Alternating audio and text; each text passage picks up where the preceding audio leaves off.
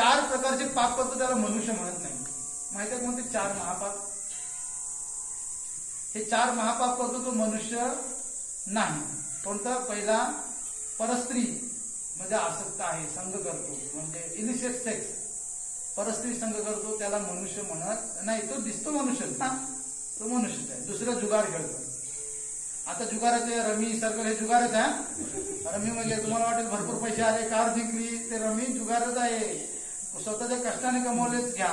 हे रमी बिमी नको, कारण त्याने पण लावलेत ना, त्याच्या घरचे, त्यांची पत्नी, त्यांच्या मुलाचं रडगाणं ते बरोबर आले इथे, त्यांचे शाप आलेत आपल्याकडे. त्यामुळे जुगार करणं सुद्धा तो आसुरिक प्रवृत्ती आहे. तिसरं अभक्ष भक्षण करणे, जे सत्यनारायण किंवा तुमच्या दैवतेला प्रसन्न नाही. आमच्या इकडे काय बोलतात? आज गुरुवार आहे ना, आज आम्ही घाण मसर खात नाही. काय बोलतात? आमच्या इकडे एक शब्द आहे, घाण मसर खात नाही. त्यांना माहिती ही घाणच आहे, तरी पण खातात. त्यांना माहिती ही घाण आहे, तरी पण आम्ही गुरुवारी खात नाही किंवा सोमवारी खात नाही. पण ती घाणच आहे, आम्हाला माहिती आहे, आम्ही खाणार ती. आमचा जन्मसिद्ध अधिकार आहे. ठीक आहे. आणि दुसरा अंमली पदार्थाचं सेवन म्हणजे नशापान करणं, दारू, हातभट्टीची असो, कसली असो, आता तर मोठमोठी वेगवेगळ्या किमतीची आहे, पण शेवटी ती नशा करणारी आहे. हे जे खातो ना, ह्याच्यामध्ये सर्वात डेंजर नशा. एखादे हे 3 चुकले, पण हे जे आहे ना, हे सर्वात महापाप म्हटलंय. ह्याच्यापासून बाकीचे सुरू होतं सर्व.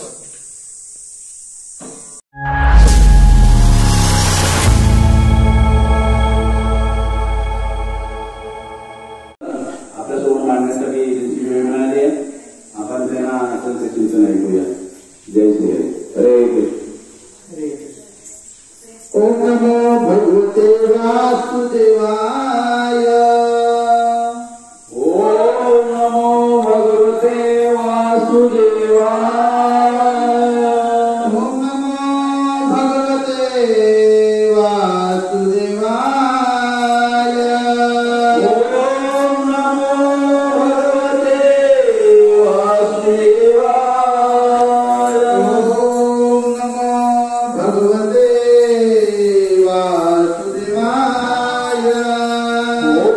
ओम नमो भगवते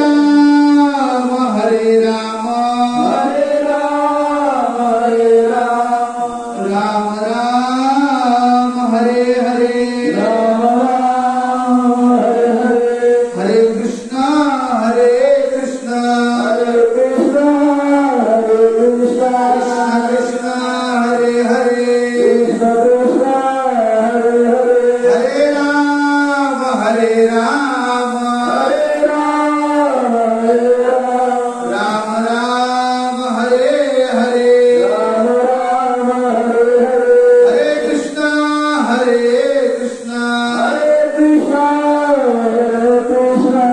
कृष्ण हरे हरे कृष्ण कृष्ण हरे हरे हरे राम हरे राम हरे राम हरे राम राम राम हरे हरे राम राम हरे हरे हरे कृष्ण हरे कृष्ण. तर सर्वप्रथम मी धन्यवाद देतो हरिभक्तपरायण संतोष महाराज आणि हरिभक्तपरायण शशिकांत महाराज सावंत त्यांनी मला आमंत्रित केलं. त्यांची भेट झाली होती, पावस ओळखला है ना तिथे. तर टायमिंग थोडा आपला वेगळा आहे. हा कार्यक्रम थोडा नंतर पाहिजे होता, त्याला गर्दी असते. ठीक आहे, 4 ते 7 टायमिंग आहे, त्यामुळे लोक घरीच असतात बऱ्याचपैकी. तर याच्यानंतर सत्यनारायण पूजा आहे ना, उद्या सकाळी. अच्छा, तर मी सत्यनारायण पूजेविषयी थोडक्यात सांगतो आणि नंतर भागवत कथेचं महात्म्य सांगतो आज. तर सत्यनारायण पूजेबद्दल आपल्या कोकणात सर्व कोकण काय पूर्ण दक्षिण भारत म्हणा सर्वकडे सत्यनारायण पूजा प्रसिद्ध आहे. परंतु त्याच्या आरतीमध्ये एक म्हणतात विधियुक्त पूजनी करती पुराण श्रवण, परिमळ द्रव्यासहित पुष्पमाळा अर्पण. तर सत्यनारायण पूजा करतात, परंतु ती विधियुक्त करत नाही. तर विधी या ग्रंथामध्ये स्कंद पुराणामध्ये त्या विधीचं वर्णन केलेलं आहे. 7 अध्याय आहेत स्कंद पुराणामध्ये आणि 6 अध्याय आहेत भविष्य पुराणामध्ये. तर दोघांपैकी थोडक्यात सांगतो. तर या सत्यनारायण विषयी नैमिषारण्यामध्ये कथा झालेली आहे. नैमिषारण्य म्हणजे माहिती आहे नैमिषारण्य कुठे आलं, ऐकलं होतं तुम्ही कधी? जसं आता या पूर्ण हॉलचा केंद्रबिंदू कुठे आहे, इथे सेंटरला, म्हणजे ब्रह्मस्थान बोलतो त्याला. तसं या पूर्ण पृथ्वीचं केंद्रबिंदू आहे ना, ते नैमिषारण्य आहे. आणि त्याच ठिकाणी तुम्ही कोणताही ग्रंथ घ्या, 18 पुराण प्रमुख, ते 18 पुराणांचे ज्या कथा झाल्या आहेत ना, म्हणजे पुराण, वायू पुराण असो, स्कंद पुराण असो, कुर्म पुराण असो, श्रीमद भागवत, शिवपुराण, लिंग पुराण, हे सर्व नैमिषारण्यामध्ये झालेले आहेत. तर नैमिषारण्यामध्ये का, कारण तिथे अशा कथा केल्याच्या नंतर असुराची शक्ती कमी होती. जे आता हे असुर तुम्ही बघत असाल, हे असुरच आहेत एक प्रकारचे राक्षस प्रवृत्तीचे लोक, यांची शक्ती कमी होते याने, म्हणून त्या ठिकाणी यज्ञ केले जायचे. तर त्या ठिकाणी सुत गोस्वामी बसले होते आणि बाकीचे ऋषीमुनी त्यांना प्रश्न विचारतात. प्रश्न काय विचारतात की हे सुत गोस्वामी, असं कोणतं तप आहे, असं कोणतं व्रत आहे, ते व्रत केल्याच्या नंतर आपल्याला मनोवांछित आपली जी इच्छा आहे ती आपली पूर्ण होईल, असं कोणतं आहे, त्याने विचारलं व्रत. तर ते सांगतात, तुम्ही जसा प्रश्न विचारलाय, ऋषीमुनी प्रश्न विचारतात सुत गोस्वामींना, तुम्ही जसा प्रश्न विचारला तसाच प्रश्न नारद मुनीने विचारला होता. भगवान वैकुंठ म्हणजे वैकुंठामध्ये जाऊन भगवान श्री नारायणांना त्यांनी प्रश्न विचारला. तर नारायण भगवान नारायण शॉर्टमध्ये घेतो, तुम्हाला श्लोक वाईज घेत नाही. तर भगवान नारद मुनींना सांगतात, आणि या म्हणजे याने मनोवांछित आपली जी इच्छा पूर्ण होईल, त्याचबरोबर काय होणार, जे दुःख आहे आपल्या जीवनात येणार. म्हणून बघा, वाडीची पूजा असो, सत्यनारायण पूजा, लग्न झालं सत्यनारायण पूजा नाही. कारण जे मी एका घरामध्ये 2-3 दिवसापूर्वी गेलो होतो, त्यांच्या घरात वास्तुशांती होती. तर खारेपठारला सर्व अमेरिकेला राहतात, मुलं, आई वडील गावी राहतात. पण ते आई वडील त्यांनी काय केलं, घर बांधलं आणि 15 वर्ष त्यांनी वास्तुशांतीच केली नाही, म्हणजे गृहप्रवेश विधीच केली नाही. घर बांधलं, राहायला आले, पण पूजाच केली नाही. तर या 15 वर्षात त्यांच्या घरातले खूप सारे दगावले. त्यावेळेस वास्तुशांती करावीच लागते, तुम्ही माना अगर न माना, शास्त्र दिलेलं आहे ना. तर नंतर त्यांना आठवलं की एक लाईन लागली घरामध्ये मृत्यूची चांगले जेव्हा, तेव्हा त्यांनी शेवटी केली. मग शेवटी भले ते कुठे अमेरिकेला जाऊ, कुठे जाऊ, आपला धर्म विसरायचा नाही कधीही. धर्म आपलं काय, तो जर विसरलो तर मग आपली प्रगती पूर्णपणे खाली होऊन जाते. धर्मच माहिती आहे लोकांना पहिलं, म्हणजे धर्म काय आहे ते. तर भगवान नारायण म्हणतात, दुःख शोकादी शमन धन धान्य प्रबोधनम. हे व्रत आहे, हे व्रत केल्याच्या नंतर काय होणार, एका दिवसाचं व्रत आहे आणि हे व्रत सकाळचं नसतं, सांगतो तुम्हाला, सत्यनारायण व्रत संध्याकाळचं असतं ते सांगितलं. पण ठीक आहे, आता कलियुगाची परिस्थिती आहे, कोणाला टाइम नसेल काय नसेल तर संध्याकाळी न करण्यापेक्षा म्हणजे न करण्यापेक्षा केलेलं व्रत आहे ना, तर काय सांगतात दुःख दूर होतं याने. पण ती सांगितले विधीपूर्वक करायचं. आता विधी पण सांगतो तुम्हाला कसं कशी करायची ते. बऱ्याच गावामध्ये प्रवचन करताना मी जातो ना, तर त्याचं विधीचं नाव निशाण नसतं. भटजी गाता आणि ते दाम्पत्य बसलेले असतात पूजेला, बाकीचे तिकडे गप्पा मारत असतात, तिकडे तंबाखू खात असतात. ते सत्यनारायण फक्त तिघांचीच असते पूजा, बाकीचे कोण बसत नाही. बसले तर एखादा बसतो, आरती कोणाला पाठवतात नाही. ती कथा ऍक्च्युली त्या पूजेपेक्षा कथेचं महात्म्य आहे. कलियुगासाठी काय पूजा कोण करणार आहे, अशी फक्त ओळखतात, दिवा घालून निघून जातात. पण कलियुगासाठी नाम संकीर्तन सांगितलंय ना, नाम कीर्तन आणि भगवंताच्या कीर्तीचं गायन म्हणजे कथा. तर ही कथा आहे. काय होणार, हे ऐकल्यानंतर दुःख दूर होणार, नंतर शोक दूर होणार आणि धन धान्य, घरामध्ये धनसंपत्ती येणार आणि घरामध्ये धान्य जे आहे त्याची कमतरता होणार नाही. धान्य म्हणजे अन्नधान्य कधीही कमी होणार नाही. धनधान्य प्रवर्धन, सौभाग्य संततीकरण, घरामध्ये संतती, ती पण संतती असून जर कुपुत्र असेल तर कुपुत्र दुःखदायक म्हटलंय ना, सुपुत्र असायला पाहिजे. कौरव होते 100 कुपुत्र होते, पांडव किती 5 पुत्र होते, पण ते कसे सुपुत्र होते. तर आपल्याला सौभाग्य संततीकरण, त्या व्यक्तीला संततीचा म्हणजे घरामध्ये संतती उत्पन्न होणार, सौभाग्यशाली असणार.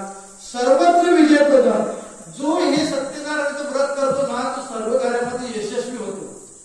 हे प्रमाण आहे स्कंद पुराणाचं, म्हणजे स्कंद पुराणात सांगितलं आहे आणि शास्त्र कधी खोटं होत नाही.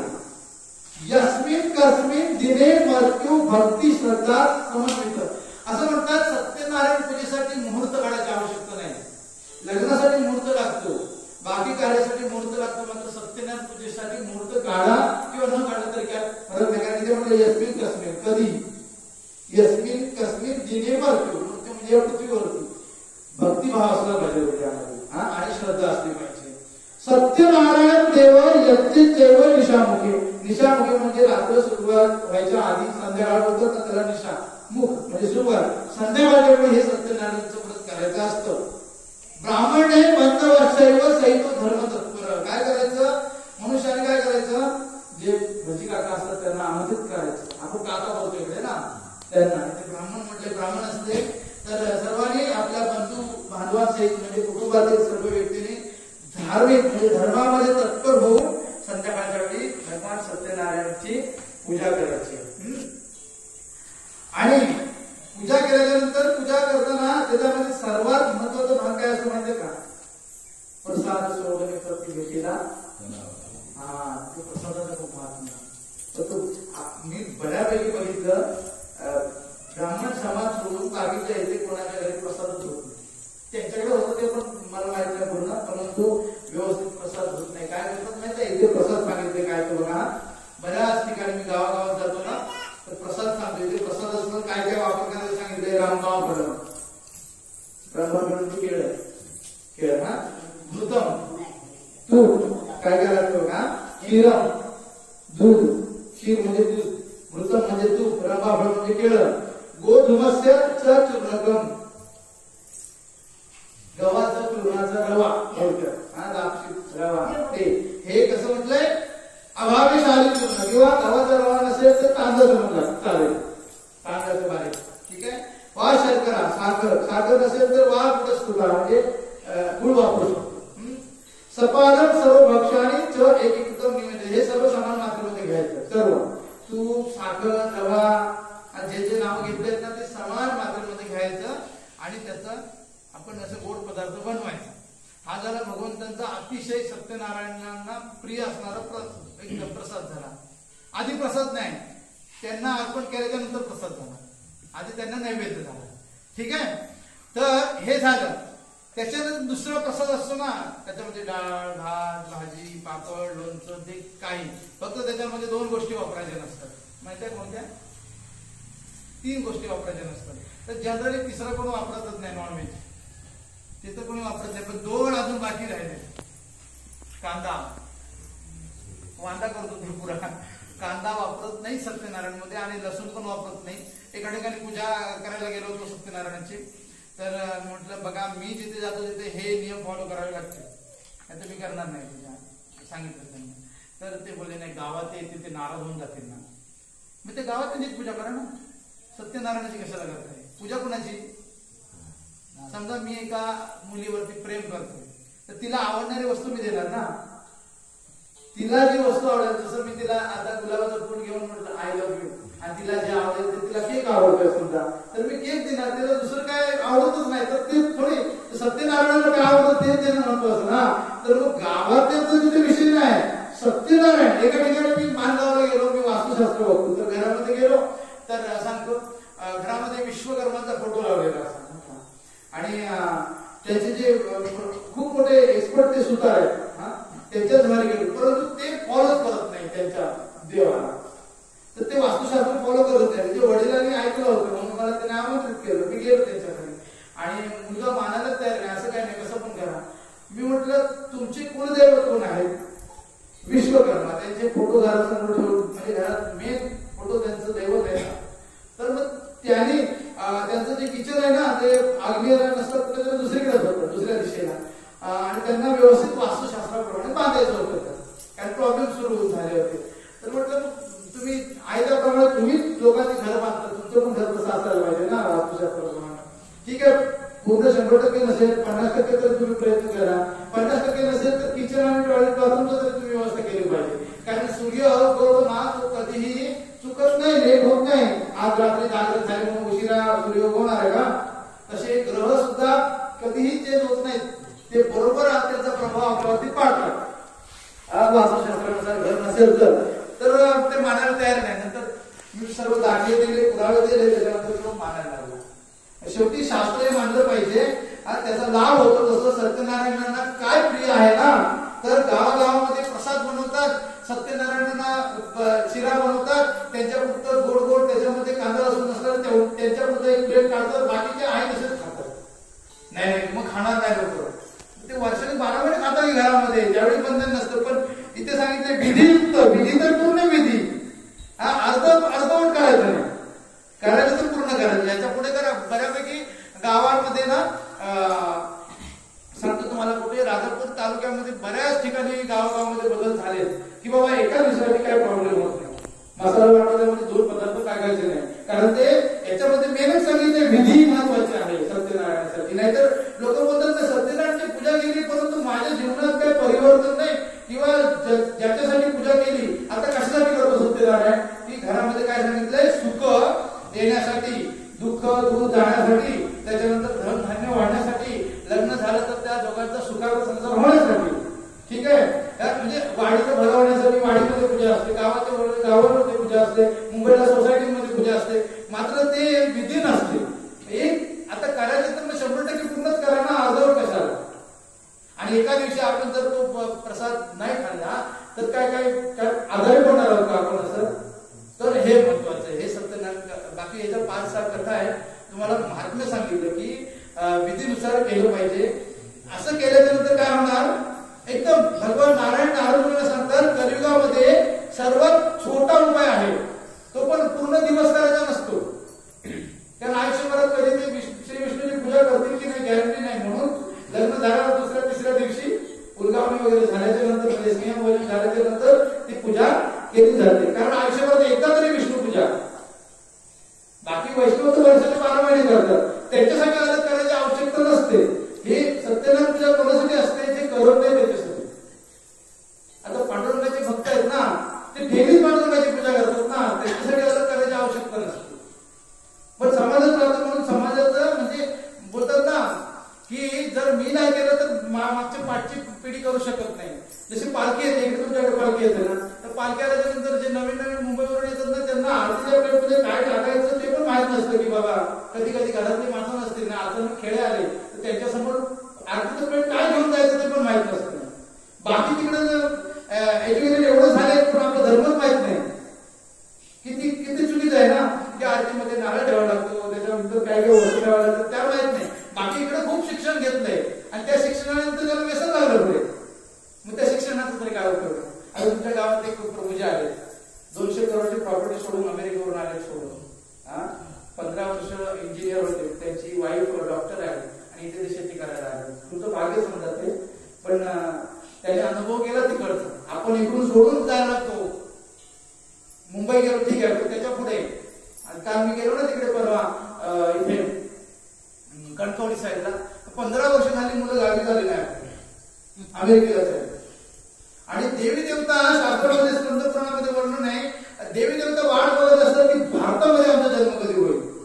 भारतामध्ये म्हणजे भगवंताचे 10 अवतार प्रमुख आहेत, 24 अवतार प्रमुख भारतातच झाले.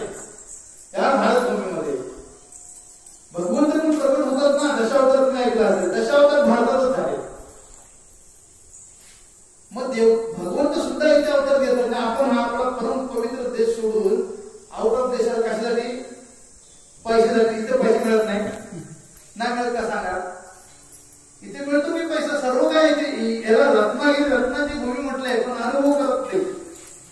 खरोखर लाभ आहे, पण तेवढं आपल्यामध्ये धाडस नाही मनाची. आणि एखाद्या मुलामध्ये धाडस आलं ना तर ते घरातले आई वडील त्याचे धाडस कमी करतात. बऱ्यापैकी मी बघितलं, आई वडील धाडस कमी करतात. माझ्या बाबतीत पण धाडस, पण आम्ही करून दाखवलं. त्यावेळी मग त्यांचं म्हणजे नंतर आपण गुणगान करतात खूप. तर पहिलं काय म्हटलंय, आपण धर्मानुसार वागलं पाहिजे. आणि त्यासाठी तुमचा हा 3 दिवसाचा कार्यक्रम आहे. इथे मी बघितलं तुमचे जास्तीत जास्त कीर्तनच आहेत, बघावं तेवढं कीर्तनच आहेत. पहिल्या दिवसापासून 3 दिवसापर्यंत दिंडी म्हणजे सर्वच कीर्तनच आहे. कीर्तन म्हणजे काय? भगवंताच्या कीर्तीचं जेव्हा गायन करतो ना, त्यावेळी आपल्या जीवनामध्ये आपल्याला यश प्राप्ती होते. त्याशिवाय यश प्राप्ती होणारच नाही. तुम्हाला मी शास्त्राचा पुरावा देतो. जर कुणाला आपल्या जीवनामध्ये यशस्वी व्हायचं असेल तर त्यासाठी काही कोर्स करण्याची आवश्यकता नाही. पर्सनॅलिटी डेव्हलपमेंट काय म्हटलंय, एक अनुभव माहित असेल तुम्हाला, आपल्या हिता असे जागता धन्य माता पिता दयाची. कुळी कन्यापुत्र होती जे सात्विक तयाचा हरिक वाटे देवा. गीता भागवत करीती श्रवण अखंड चिंतन विठोबाचे. तर काय म्हटलं, आपलं हित जर म्हणजे जो जाणतो आपलं हित कशामध्ये आहे, त्याचे माता पिता धन्य आहे. मग आपलं हित कशामध्ये आहे? आपलं हित कशामध्ये आहे? आपलं हित सांगतो ना, आपलं हित करणारच नाही. घरामध्ये आपण नवीन टीव्ही आणला, मोबाईल आणला, समजा चांगला स्मार्टफोन आणला किंवा आयफोन आणला, पण फंक्शन माहित नसेल तर पहिले सेटिंग करून घ्यावं लागतं ना. तर त्यासाठी टीव्ही आणला तर छोटं पुस्तक असतं ना की बाबा हे फंक्शन रिमोट कसं चालवायचं वगैरे, त्यासाठी फंक्शन असतं. तसं आपलं जीवन चालवण्यासाठी हा महान असा ग्रंथ आहे श्रीमद भागवत महापुराण. कोणता ग्रंथ? बोलतात गीता भागवत. 2 ग्रंथ, गीता आणि भागवत. श्रीमद भगवद्गीता आणि श्रीमद भागवत 2 ग्रंथ. भगवद्गीता मध्ये 700 श्लोक आहेत, याच्यामध्ये 18,000 श्लोक आहेत.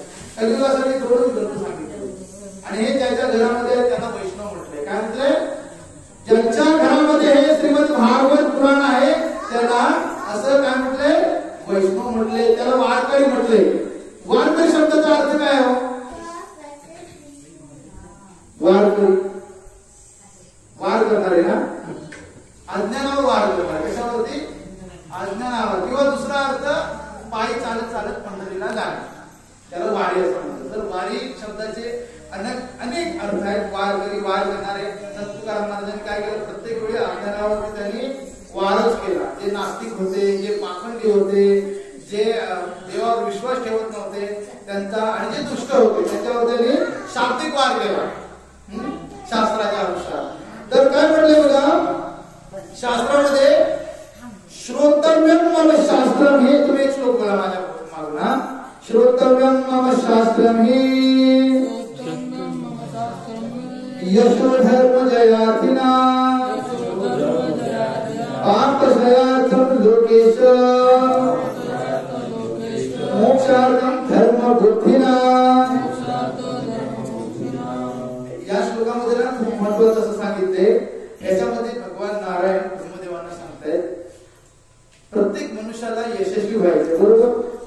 असं कोण आहे की ज्याला यश प्राप्ती करायची नाही आहे? प्रत्येकाला यशस्वी व्हायचंय, प्रत्येकाला पैसा पाहिजे. बिना पैशाचं कोण आहे? मला पैसे नको असं कोण आहे का? कुणीच नाही. पण तरी पण आयुष्यभर पैसे कमवतो तरी काही बॅलन्स राहतच नाही. बघितलं बॅलन्स राहतो कधी? किती प्रयत्न करतो बॅलन्स राहत नाही. आणि जिथे जाऊन ना मी पुरे भारतभर भेटतो, तुम्हाला सांगतो पूर्ण भारतभर असतो, कलकत्त्याला असतो, ओडिसाला असतो, दक्षिण भारतामध्ये असतो. जिकडे जाऊ तिकडे सर्वांचा प्रॉब्लेम पृथ्वीवरती सर्वांचाच प्रॉब्लेम आहे, हे मिळत नाही. आणि आहे त्याला त्याचा उपयोग करता येत नाही. मग तो कुठे घालतो?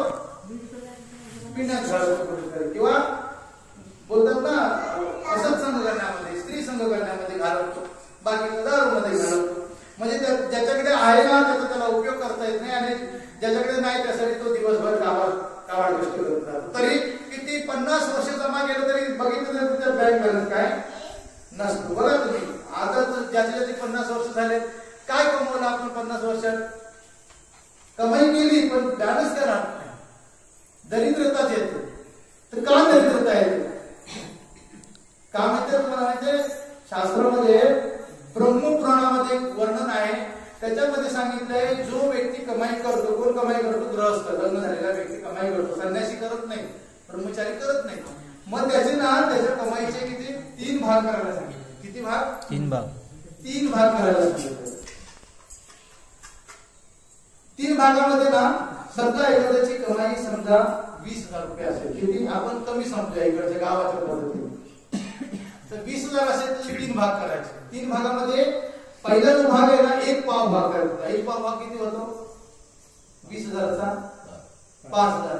5,000 पूर्णच्या पूर्ण 5,000 धर्म कार्यासाठी सांगितले. कशासाठी? धर्म कार्यासाठी. पुढचे जे 10,000 आहेत ना ते 10,000 तुमच्या कुटुंबासाठी, आणि परत 5,000 उरले ते 5,000 तुझे बॅलन्स ठेवायचे. तुमचं दुकान असेल तर त्याच्यामध्ये तुम्ही सामान करा, इन्व्हेस्टमेंट करा, तर तुमचं धन वाढतच जाणार. आपण म्हणून 5,000 खर्च केले तर बॅलन्स कसं राहणार माझं? म्हणजे 5,000 मी बॅलन्स ठेवले तर हे 5,000 ठेवले असते तर माझे 10,000 बॅलन्स राहते. नाही 10,000 राहत नाही, ते पण कमी कमी होत जातात. का?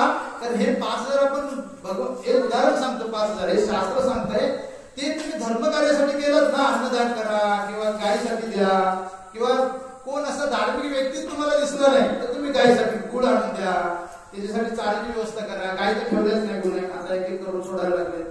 तर सांगितलं त्याने ना तुमचे जे पूर्व पापकर्म कमी होऊन पापकर्मामुळे मनुष्याच्या जीवनात धन पैसा येतो. तो तुम्ही धर्म करायला जावा ना, घरात तुमच्या यायला लागतो, अन्नधान्याने भरायला लागतं. अनुभव करून बघा एकदा तरी. म्हणजे मी आता सांगण्यापेक्षा तुम्ही अनुभव केला बघा एकदा, 1 महिनाभर किंवा लगेच, म्हणजे आता इंजेक्शन घेतलं की लगेच बरा होईल असं नाही ना, त्याला थोडा वेळ लागतो. 30 दिवसात तरी त्याचा पहिला 1 दिवस वात कमी जातो, दुसऱ्या दिवशी पित्त कमी होतं, कफ कमी होतं, तिसऱ्या दिवशी म्हणून 3 दिवसाचा वाद देतात डॉक्टर. तसं कधी पण कोणतेही कार्य करायला लगेच एका दिवसात होत नाही, थोडा वेळ लागतो. आणि हे शास्त्र सांगतं की याने असं केल्याच्या नंतर धान्य वाढत जाईल. समजा तुम्हाला ते पण नाही करायचंय तर त्याच्यापेक्षा सोपं पाहिजे. आता म्हटलं ना श्रोतव्य नव शास्त्र, मी माझं हे शास्त्र म्हणजे श्रीमद भागवत महापुराण, याच्यात एक जरी श्लोक नित्यप्रती श्रवण केलं ना तरी म्हणतात यश वाढेल. प्रत्येकाला यशस्वी व्हायचंय, नाव लौकिक पाहिजे ना प्रत्येकाला. यश म्हणजे काय? त्याचं नाव होतं चांगलं, गावात होईल, देशात होईल, म्हणा वाडीत होईल, नाव त्याचं होईल, त्याच्या हातून अधर्म होणार नाही. कधी कधी ना जबरदस्तीने आपल्या हातून पाप होतं. नंतर आपण विचार करतो अरे असं कसं झालं, माझी इच्छा नव्हती पण झालं, तोंडातून निघालं आहे ना. कधी कधी भांडणं करताना अचानक एखाद्याच्या विषयी शब्द निघतात, पण नंतर विचार करतो उगाच बोललो मी त्याला, आहे ना, पण निघतं मुखातून. ते घडणार नाही, कारण आपण शास्त्र वाचतोय. तेव्हा समजणार आपल्याला, विवेक बुद्धी जागृत होते की मी चुकीचं करतोय. कारण मनुष्यामध्ये 4 प्रकारच्या चुका करण्याची प्रवृत्ती आहे. खोटं बोलण्याची प्रवृत्ती आहे. ऐकल्यावर बसलं तरी बोलणार आम्ही मी सीएसटीलाच जायचं काय, म्हणजे थोडं कारण नसताना आपण खोटं बोलणार, दुसऱ्याला फसवणार, स्वतः भ्रमात पडतो. एखादी साडी घ्यायला गेलो आणि किंवा एखादं परफ्यूम घ्यायला गेलो, सांगतो दुकानामध्ये परफ्यूम घ्यायला गेलो, दुकानदाराला सांगतो सर्व चांगला एकदम सुगंधी परफ्यूम. मग दुकानदार चांगला देतो, थोडस असं सुगंध घेतो, इथे जी पट्टी असते लावणार, सुगंध घेतो, हा नाही अजून चांगला देतो, त्याने पहिलाच चांगला दिला होता, मग त्यापेक्षा कमी वाला देतो, त्याच्यानंतर थोडा ह्याच्यापेक्षा चांगला देतो, मग त्या दोघांपेक्षा अजून कमी वाला देतो आणि सुगंध घेतो. अरे वा, नंतर हा तिसरा पण बरोबर नाही, 4था देतो, मग तो अजून कमी वाला देतो. तर हा चांगला आहे, मस्त आहे, आणि घरी येतो. नंतर आंघोळ केल्याच्या नंतर ना काय होतं, पहिल्या परफ्यूमने आपलं नाक बंद होऊन पहिल्या प्रकृतीला नाक बंद होऊन जातं, स्मेल करण्याची जी शक्ती निघून जाते. नंतर आंघोळ केल्याच्या नंतर ते गेलं ना की तेव्हा समजतं परत सुगंध येतो, त्यावेळेस समजतं पहिल्याच होतं ते बरोबर होतं. असं म्हणजे प्रत्येक व्यक्तीना चुका करत असतो, स्वतः भ्रमात पडत असतो. परंतु हे शास्त्र आहे ना, हे कधी सामान्य व्यक्तीने लिहिलेलं नाही. कोणी लिहिलेलं शास्त्र? भागवत पुराण माहिती आहे का? हे काय व्यासपीठावरून व्यासवाणी सांगायला लागते. म्हणजे हे दोन्ही पण ग्रंथ घेतलेला व्यास म्हणूनचे आहे. आणि हरिपाठ, जसं हरिपाठ आहे, हरिपाठामध्ये हे जे अभंग आहेत ना 28, हे सुद्धा व्यासवाणीवर आधारित आहे. एक सुद्धा व्यासवाणीच्या विरोधी नाही. ज्ञानेश्वर महाराजांचे अभंग पूर्ण 18 पुराणांचं जे सार आहे ना, या नामाचं महात्म्य या 28 अभंगामध्ये दिलेले आहे. आता हे सर्व भागवत पुराण किंवा अन्य पुराणातच वर्णन आहे. त्यांनी दुसऱ्या आपल्या मनाचं काही दिलं नाही हरिपाठामध्ये. आणि हरिपाठ जो नेहमी करतो ना, तो वैकुंठातच जातो. पण हरिपाठाचे याच्यात महात्म्य आहे. हरिपाठ म्हणजे काय सांगा? हरिपाठ म्हणजे हरिनाम. हा, हरिपाठ म्हणजे पाठ म्हणजे नेहमी पठन करणे. तर हरिपठन म्हणजे काय? त्याच्यामध्ये दोन प्रकार. एक त्यांच्या विशेष श्रवण म्हणजे वाचणे, भगवंताची समजा एक लीला आहे, कोणती चिरहरण लीला आहे. वृंदावनातील गोपींच्या साड्या चोरल्या होत्या, माहिती आहे का तुम्हाला? काय झालं होतं? तुमचे श्रीकृष्ण ना एवढे अश्लील होते, त्याने दुसऱ्याच्या स्त्रियांच्या साड्या चोरल्या आहे ना.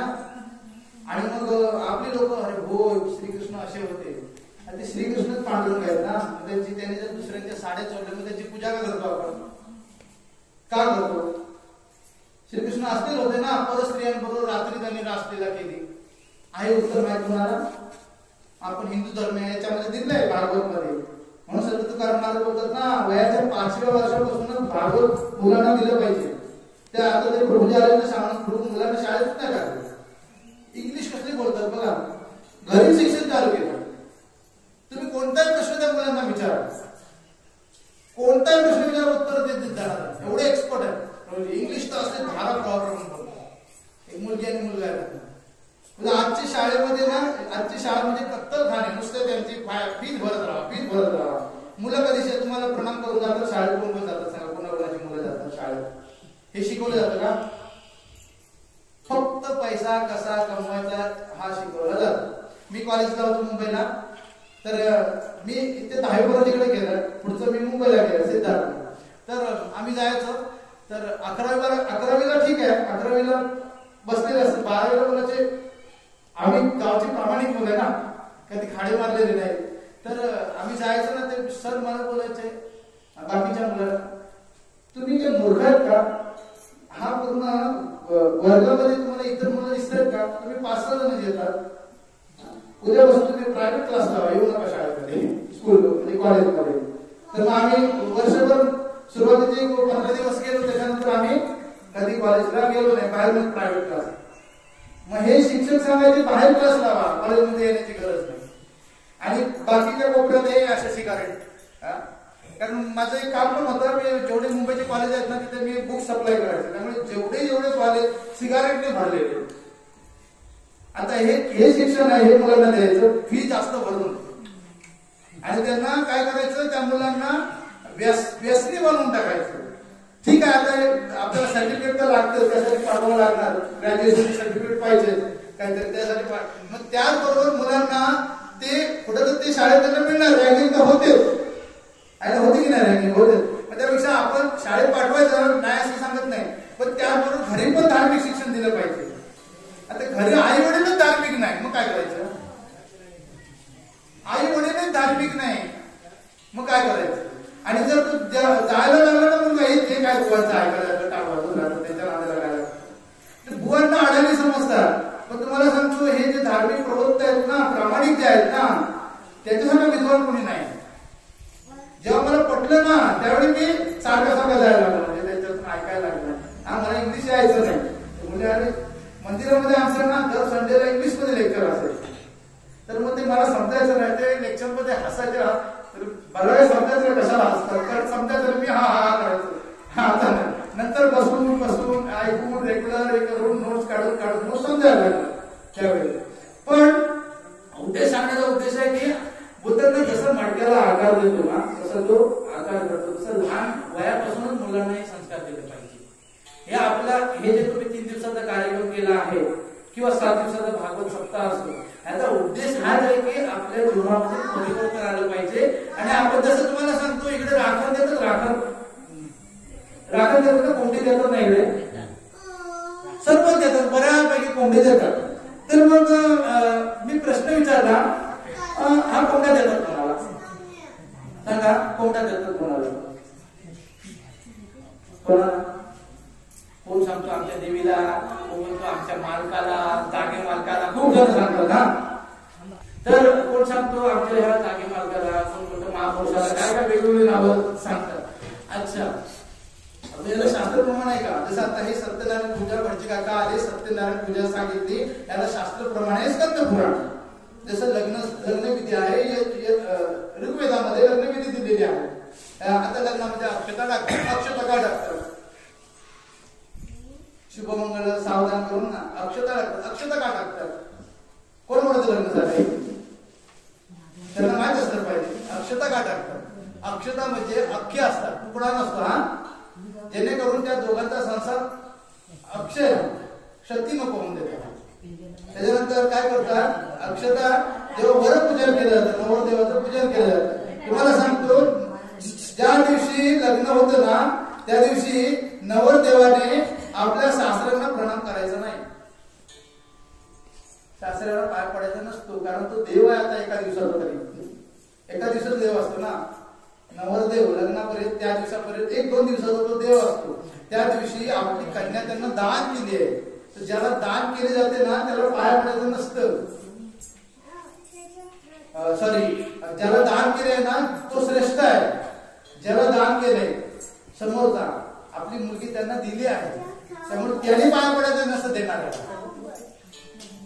कोणता विकत प्रश्न असेल तर ठीक आहे, परंतु तो ठीक आहे, तो विषय वेगळा. त्यावेळी वरपूजन केलं जातं. त्या वरपूजनामध्ये एक शंख घेतला जातो. आपल्याकडे ही लग्नविधी थोडी चुकीची असते, चुकीची असं नाही पण शॉर्ट मध्ये करतात. बाकी सप्तपदी असते, राजा होम असतो, आणि प्रत्येक 7 पदाचे अर्थ आहेत. त्या एकामध्ये तुम्हाला सांगतो एक वचन आहे की गोसेवेचा. 7 मध्ये एक वचन असतं गोसेवेचं. आता त्या लग्नाचंच वचन घेतलं अग्निदेवासमोर की मी गायीची सेवा करेन, आणि गायी सोडून मुंबईला राहिल्या. आता सांगा वचनाचं काय झालं? काय झालं? ते पण पाप लागतं. सोडून गेलं ना, आपण विसरून गेलो मी काय, कारण त्या संस्कृत श्लोकाचा अर्थ कळला नाही, पण वचन देऊन बसलो. आणि एखाद्याला वचन दिलं आणि ते वचन जर पूर्ण नाही केलं तर त्याचं पाप लागतं. मग काय करायचं? गाय सोडून दिल्या, घरात गायच नाही, गाय सांभाळणार नाही. उत्तर काय, तुम्ही मुंबईला राहतो, शहरात राहतो, ठीक आहे, पण शहरात गाय ठेवू शकत नाही. आपल्या रूममध्ये फ्लॅटमध्ये गाय ठेवू शकत नाही. कुत्रा ठेवू शकतो आहे ना, कुत्रा ठेवू शकतो. प्रत्येक घराघरामध्ये कुत्रे असतात, बऱ्याच घरामध्ये बघितलं कुत्रे असतात, पण गाय नाही ठेवू शकतो. गायने पोटावर पाय दिला रात्री तर कुत्र्याचं पण मोठं कुत्रा घरात ठेवू नये. तुम्हाला सांगतो, कुत्रा तुम्ही ठेवा पण घराच्या दरवाजाच्या बाहेर. महाभारतामध्ये याचं वर्णन केलेलं आहे. कुत्रा ज्या घरामध्ये येतो ना त्या घरात दरिद्रता येते. तुम्ही म्हणा आमच्या घरात पण कुत्रा आहे, आम्हाला दरिद्रता आली नाही. ती दरिद्रता 11 वर्षाने. किती वर्षाने? 11. पुण्य पहिलं कर्म त्याचं असेल ना तर बरोबर 11 वर्षाने त्याचं घर खाली सुरुवात झालं. कारण ज्या घरामध्ये कुत्रा आहे, यमधर्म सांगतात, धर्मराज युधिष्ठिराने जेव्हा स्वर्गात चालले तेव्हा की ज्या घरामध्ये कुत्रा असतो ना त्या घरामध्ये त्या घरातले देवी देवता तुम्ही किती पूजा करा ते घेत नाही तुमचं नैवेद्य. किंवा तुमचे पितर, तुम्ही पितृ पक्षामध्ये त्यांच्यासाठी पिंडदान जे काय केला, महालय पक्षामध्ये महालय घातला तरी तुमचे पितर ते घरचं पाणी पित नाही, म्हणजे झाला पितृदोष आहे ना.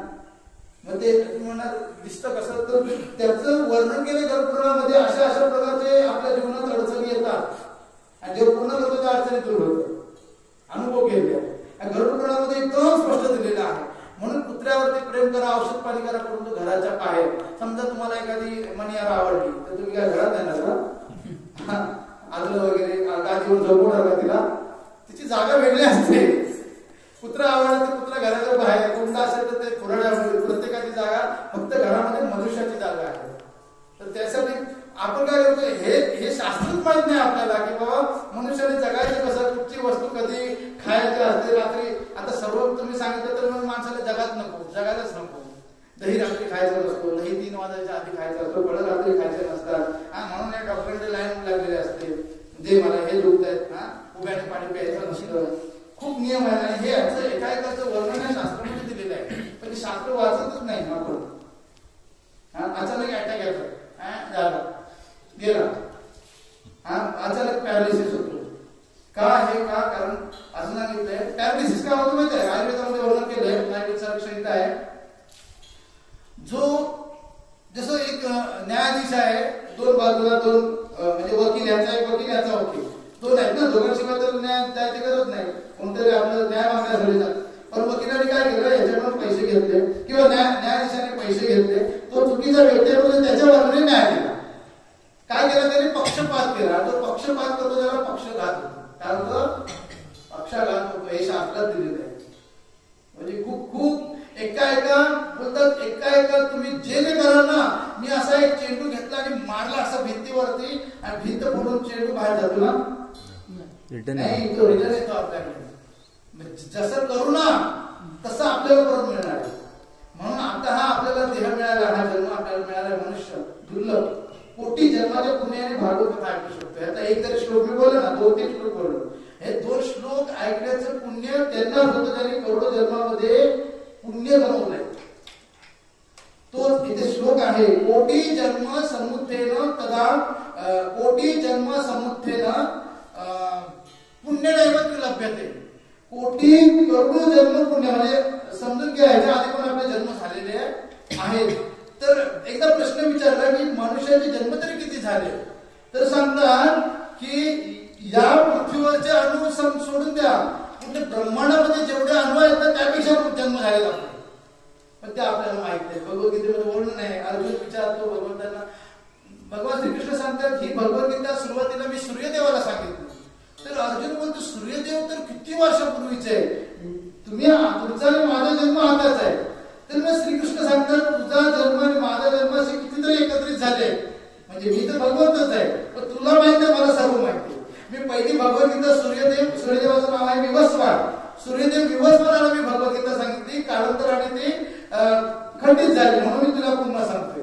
पहिली तर सूर्यदेवाला सांगितली, सूर्यदेवाच्या नंतर मनु महाराजांकडे आले, मनु महाराजांकडे विश्वाप महाराज, नंतर रघु महाराज, नंतर दशरथ महाराज, नंतर राम. तर राम भगवंत सुद्धा भगवद्गीता वाचायचे. विचार करा, भगवद्गीता द्वापार युगामध्ये नव्हती, त्रेतायुगामध्ये पण होती.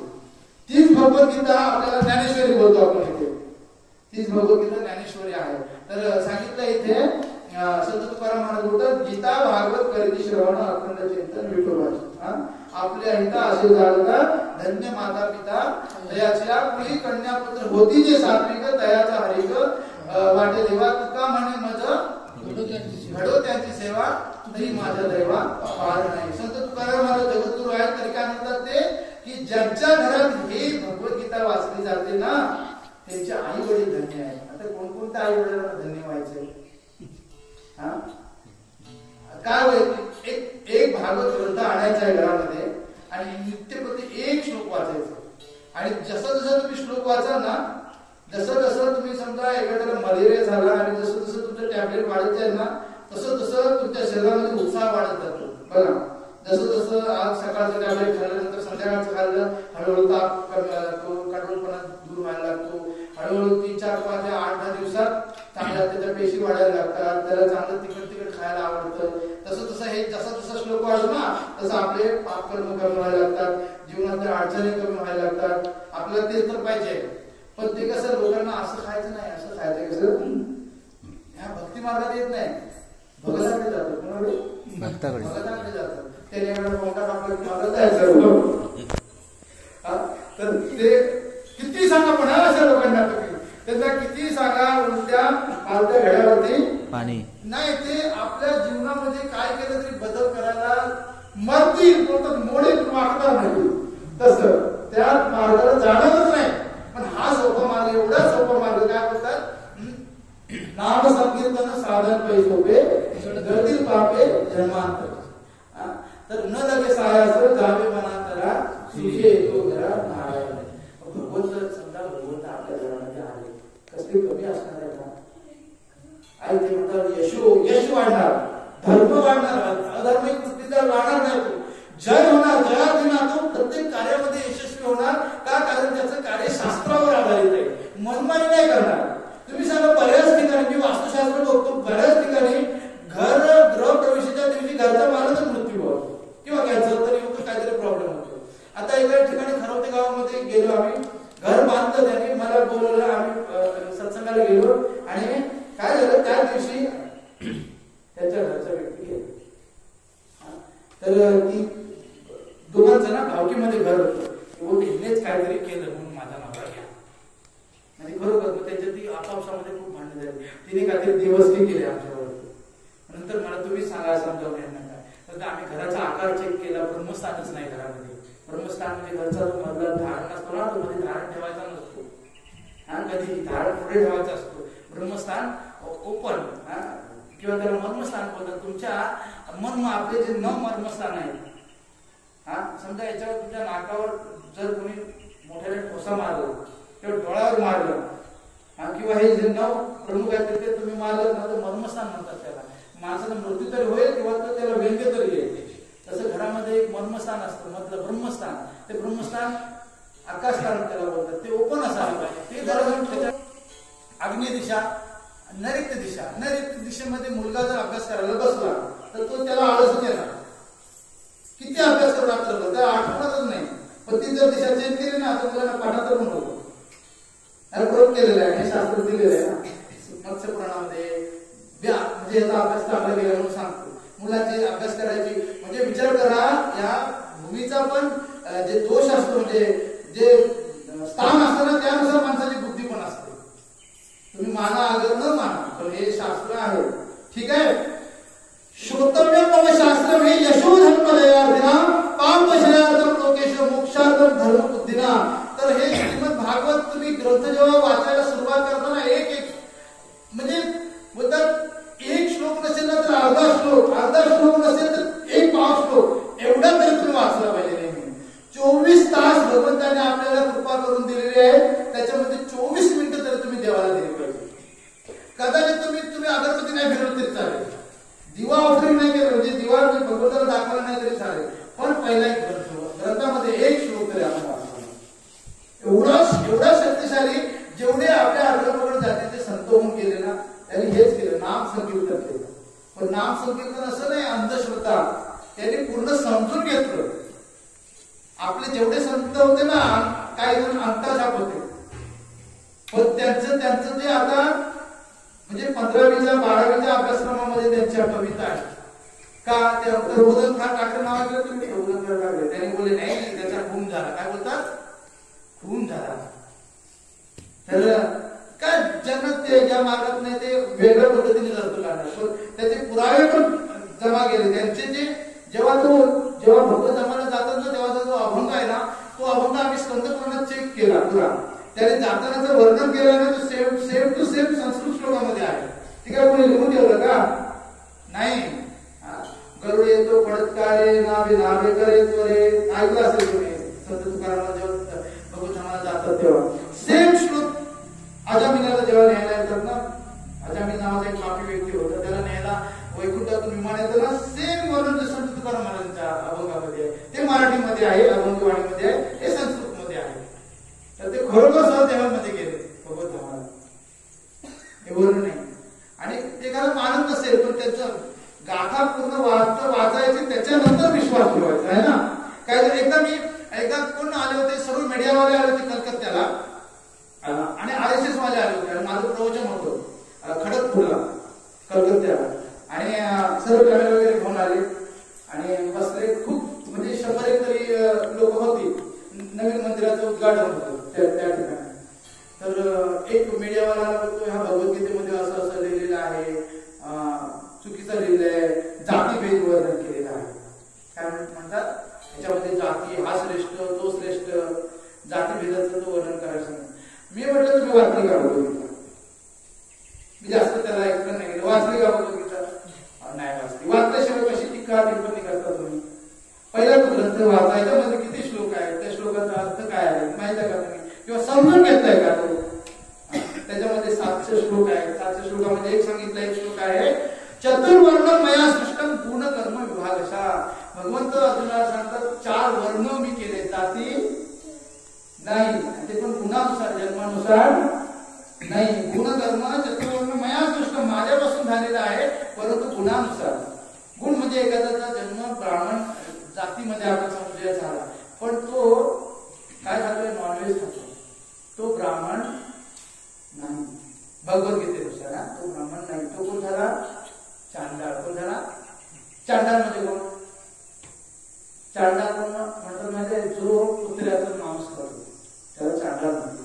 मग तो भले त्याने आयुष्यात कुत्र्याचं मांस खाल्लं नाही, परंतु त्याने दुसरं खाल्लं, कारण तो श्रेष्ठ पदावर आहे, कारण जन्म चांगल्या कुटुंबात झालाय, पण त्याने त्या कुटुंबाचा उपयोग करून घेतला नाही, त्याला चांडाळ. परंतु एक चांडाळ कुटुंबामध्ये जन्माला आला सांगता, एकदम म्हणजे एकदम गलिच्छ राहतो, त्याचं खाणं गलिच्छ, त्याच्या घरात गेलं तर पाऊल ठेवू की नको असं वाटतं. काही ठिकाणी जातो ना, आम्हाला बोलतात ना, तशी समोर घराच्या समोर रांगोळी काढलेली असते, तशी माहिती आहे का, पांढरी काढली, कोणती शीट असते, पाय ठेवू की नको घरात, अशी परिस्थिती खूप घरामध्ये. तिकडे आतमध्ये गेला की शेतात बांधलेला असतो, जाऊ की नको, पाठी कसं घेणार, म्हणजे एकदम गलिच्छ असे लोक राहतात. मग अशा जर कुटुंबामध्ये एखादा मुलाचा जन्म झाला आणि तो जन्मापासूनच असा भगवत भक्तिमय असेल तर त्याला ब्राह्मण,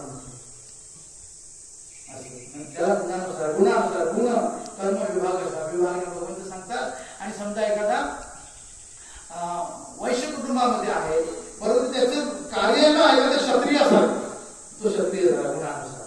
आणि एखाद्या क्षत्रिय कुटुंबामध्ये, राजकीय कुटुंबामध्ये असेल तर त्याचं कार्य व्यापार करण्याची वृत्ती आहे, कॉमर्स थोडक्यात, तर त्या तो झाला वैश्य झाला.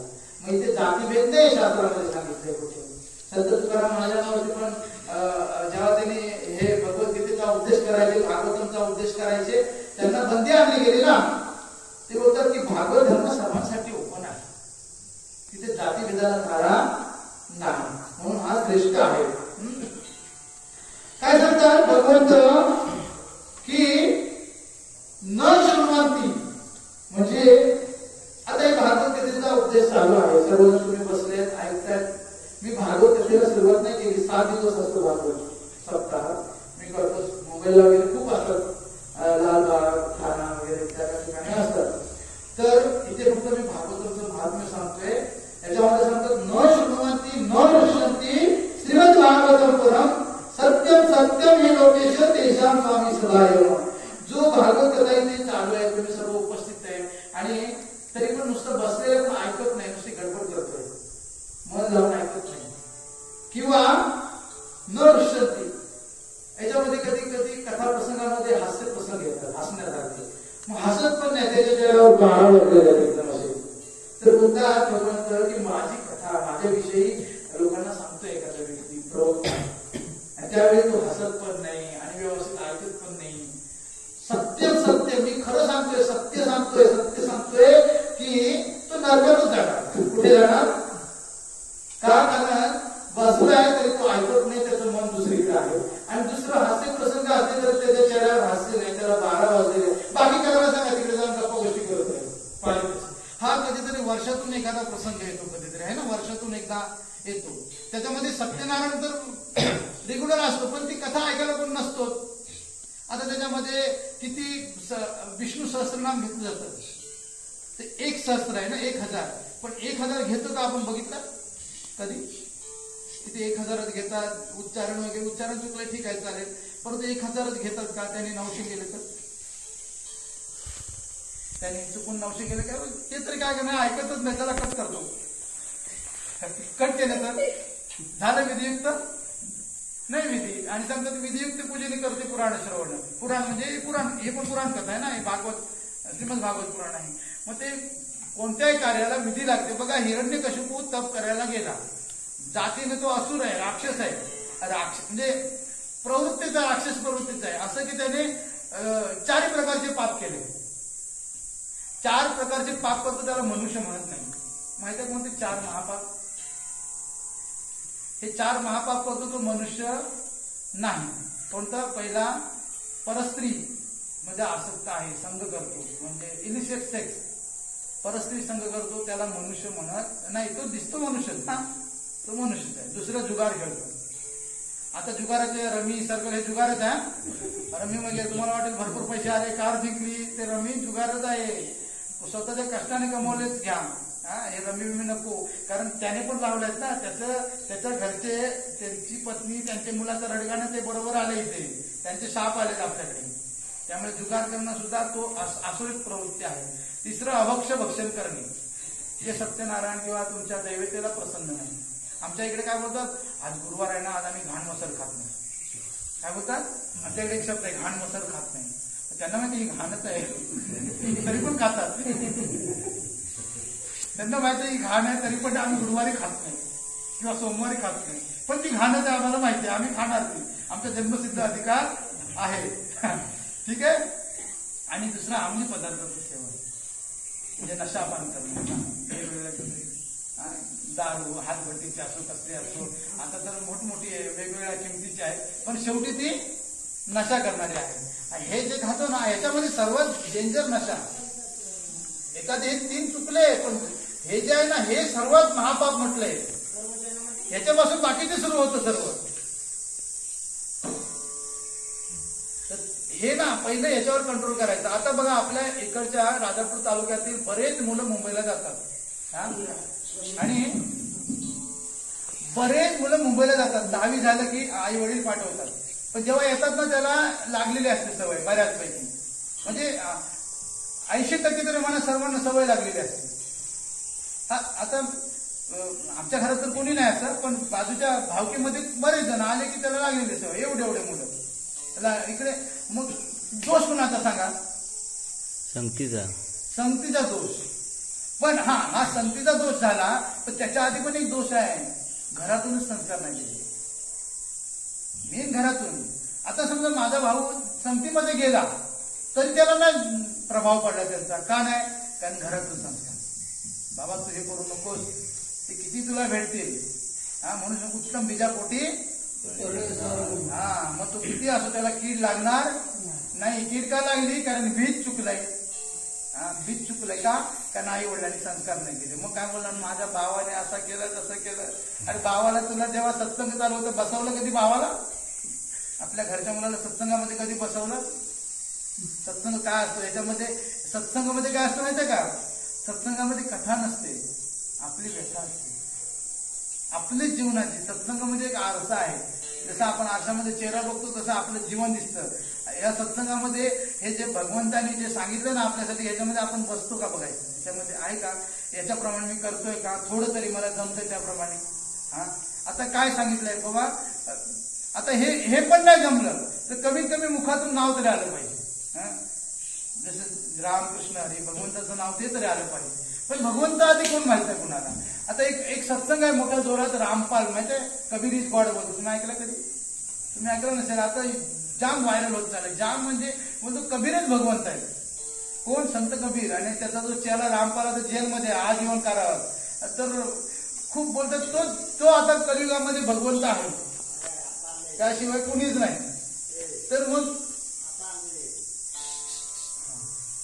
तर मग आता तुम्हाला सर्वांना माहिती आहे. मग त्यांना मी प्रश्न विचारला, ठीक आहे तुम्ही भगवंत म्हणतात, तर भगवान शब्दाचं डेफिनेशन सांगा, व्याख्या सांगा, भगवंत कोणाला म्हणतात.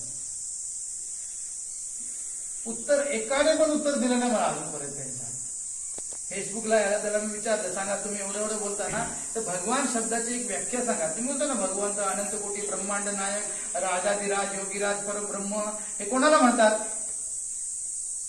कोण आहेत ते? काहीतरी त्याची योग्यता असली पाहिजे ना, की आपले डोळे बंद करून हे करायचं. याच्यामध्ये पहिल्या श्लोकामध्ये भागवतमच्या सांगतात बघा, बोला. सच्चिदानंद रूपाय विश्व उत्पत्त्यादि हेतवे तापत्रय विनाशाय श्रीकृष्णाय वयं नमः. या भागवतमचा पहिलाच श्लोक आहे, म्हणजे याचा स्कंद पुराणातला पहिल्या श्लोकामध्येच सांगितलं की भगवंत कोण आहे. अशा 18 पुराणाच्या पहिल्या श्लोकामध्ये हेच सांगितले. म्हणून बोलतात 18 पुराणे हरीची गाठी. ज्ञानेश्वर महाराज बोलतात 18 पुराणे हरीशीच गाठी, कारण श्री हरीच भगवंत आहे. का? कारण सच्चिदानंद आहे. कसे आहेत ते? सत सत म्हणजे शाश्वत, चित म्हणजे ज्ञानाने परिपूर्ण आणि आनंदाने परिपूर्ण. सच्चित आनंद सर्व प्रकारचं दुःख आपल्या जीवनातलं दूर करण्याचे सामर्थ्य त्यांच्यामध्ये आहे. म्हणून ते सांगतात अर्जुनाला की पूर्ण मला शरणी आहे, मी तुला सर्व पापातून मुक्त करेन, दुसरं कोणी सांगू शकत नाही. पुढे सांगतात बघा की मत कथा वाचकम नित्यम मत कथा श्रवणे रतम मत कथा प्रीती मनसम अहम ना अहम चक्षामितम नरम. भगवंत सांगतात, नारायण भगवंत, नारायण म्हणा किंवा श्रीकृष्ण म्हणा, पांडुरंग एकाच नाव आहे. तुम्ही विष्णू सहस्रनाम वाचा तेव्हा सर्व त्याच्यामध्ये येतात.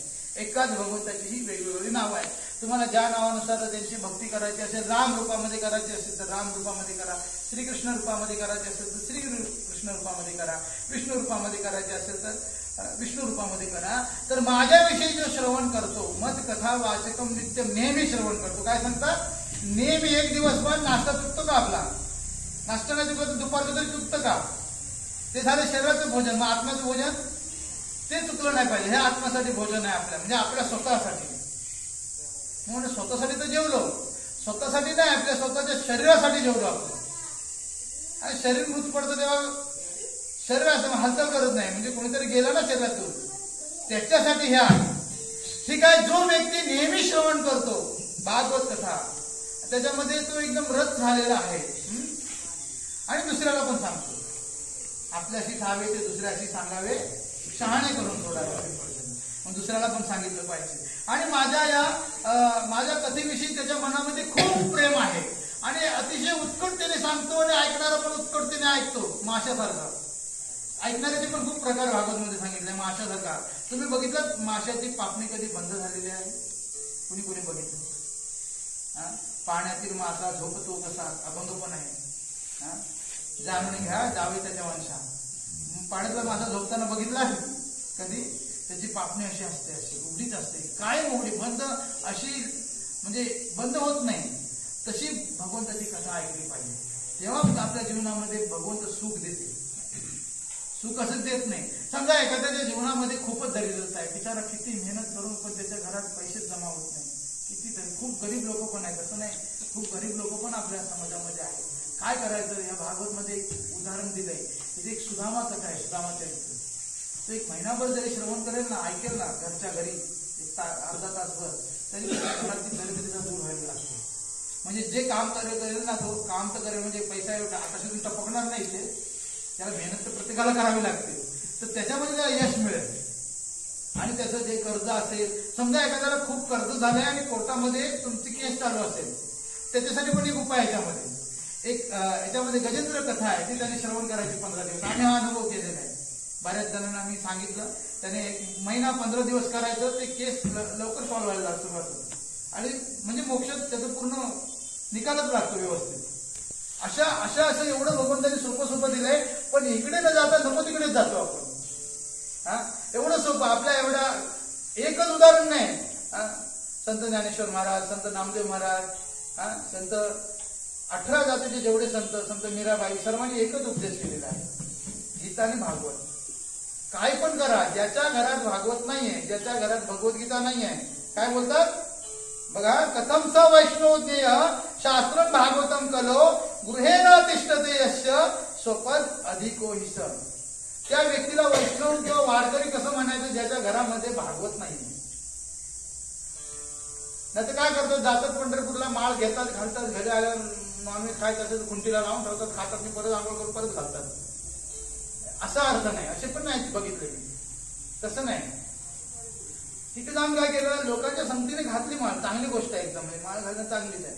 पण तिथे जाऊन ऐकणं महत्वाचं. साधू संतांच्या मुखातून तिथलं चरित्र ऐकलं पाहिजे. बाबा पांडुरंगाला विठ्ठल का म्हणतात? का म्हणतात विठ्ठल पांडुरंगांना? पांडुरंग का म्हणतात? ते तर काळे आहेत पूर्ण.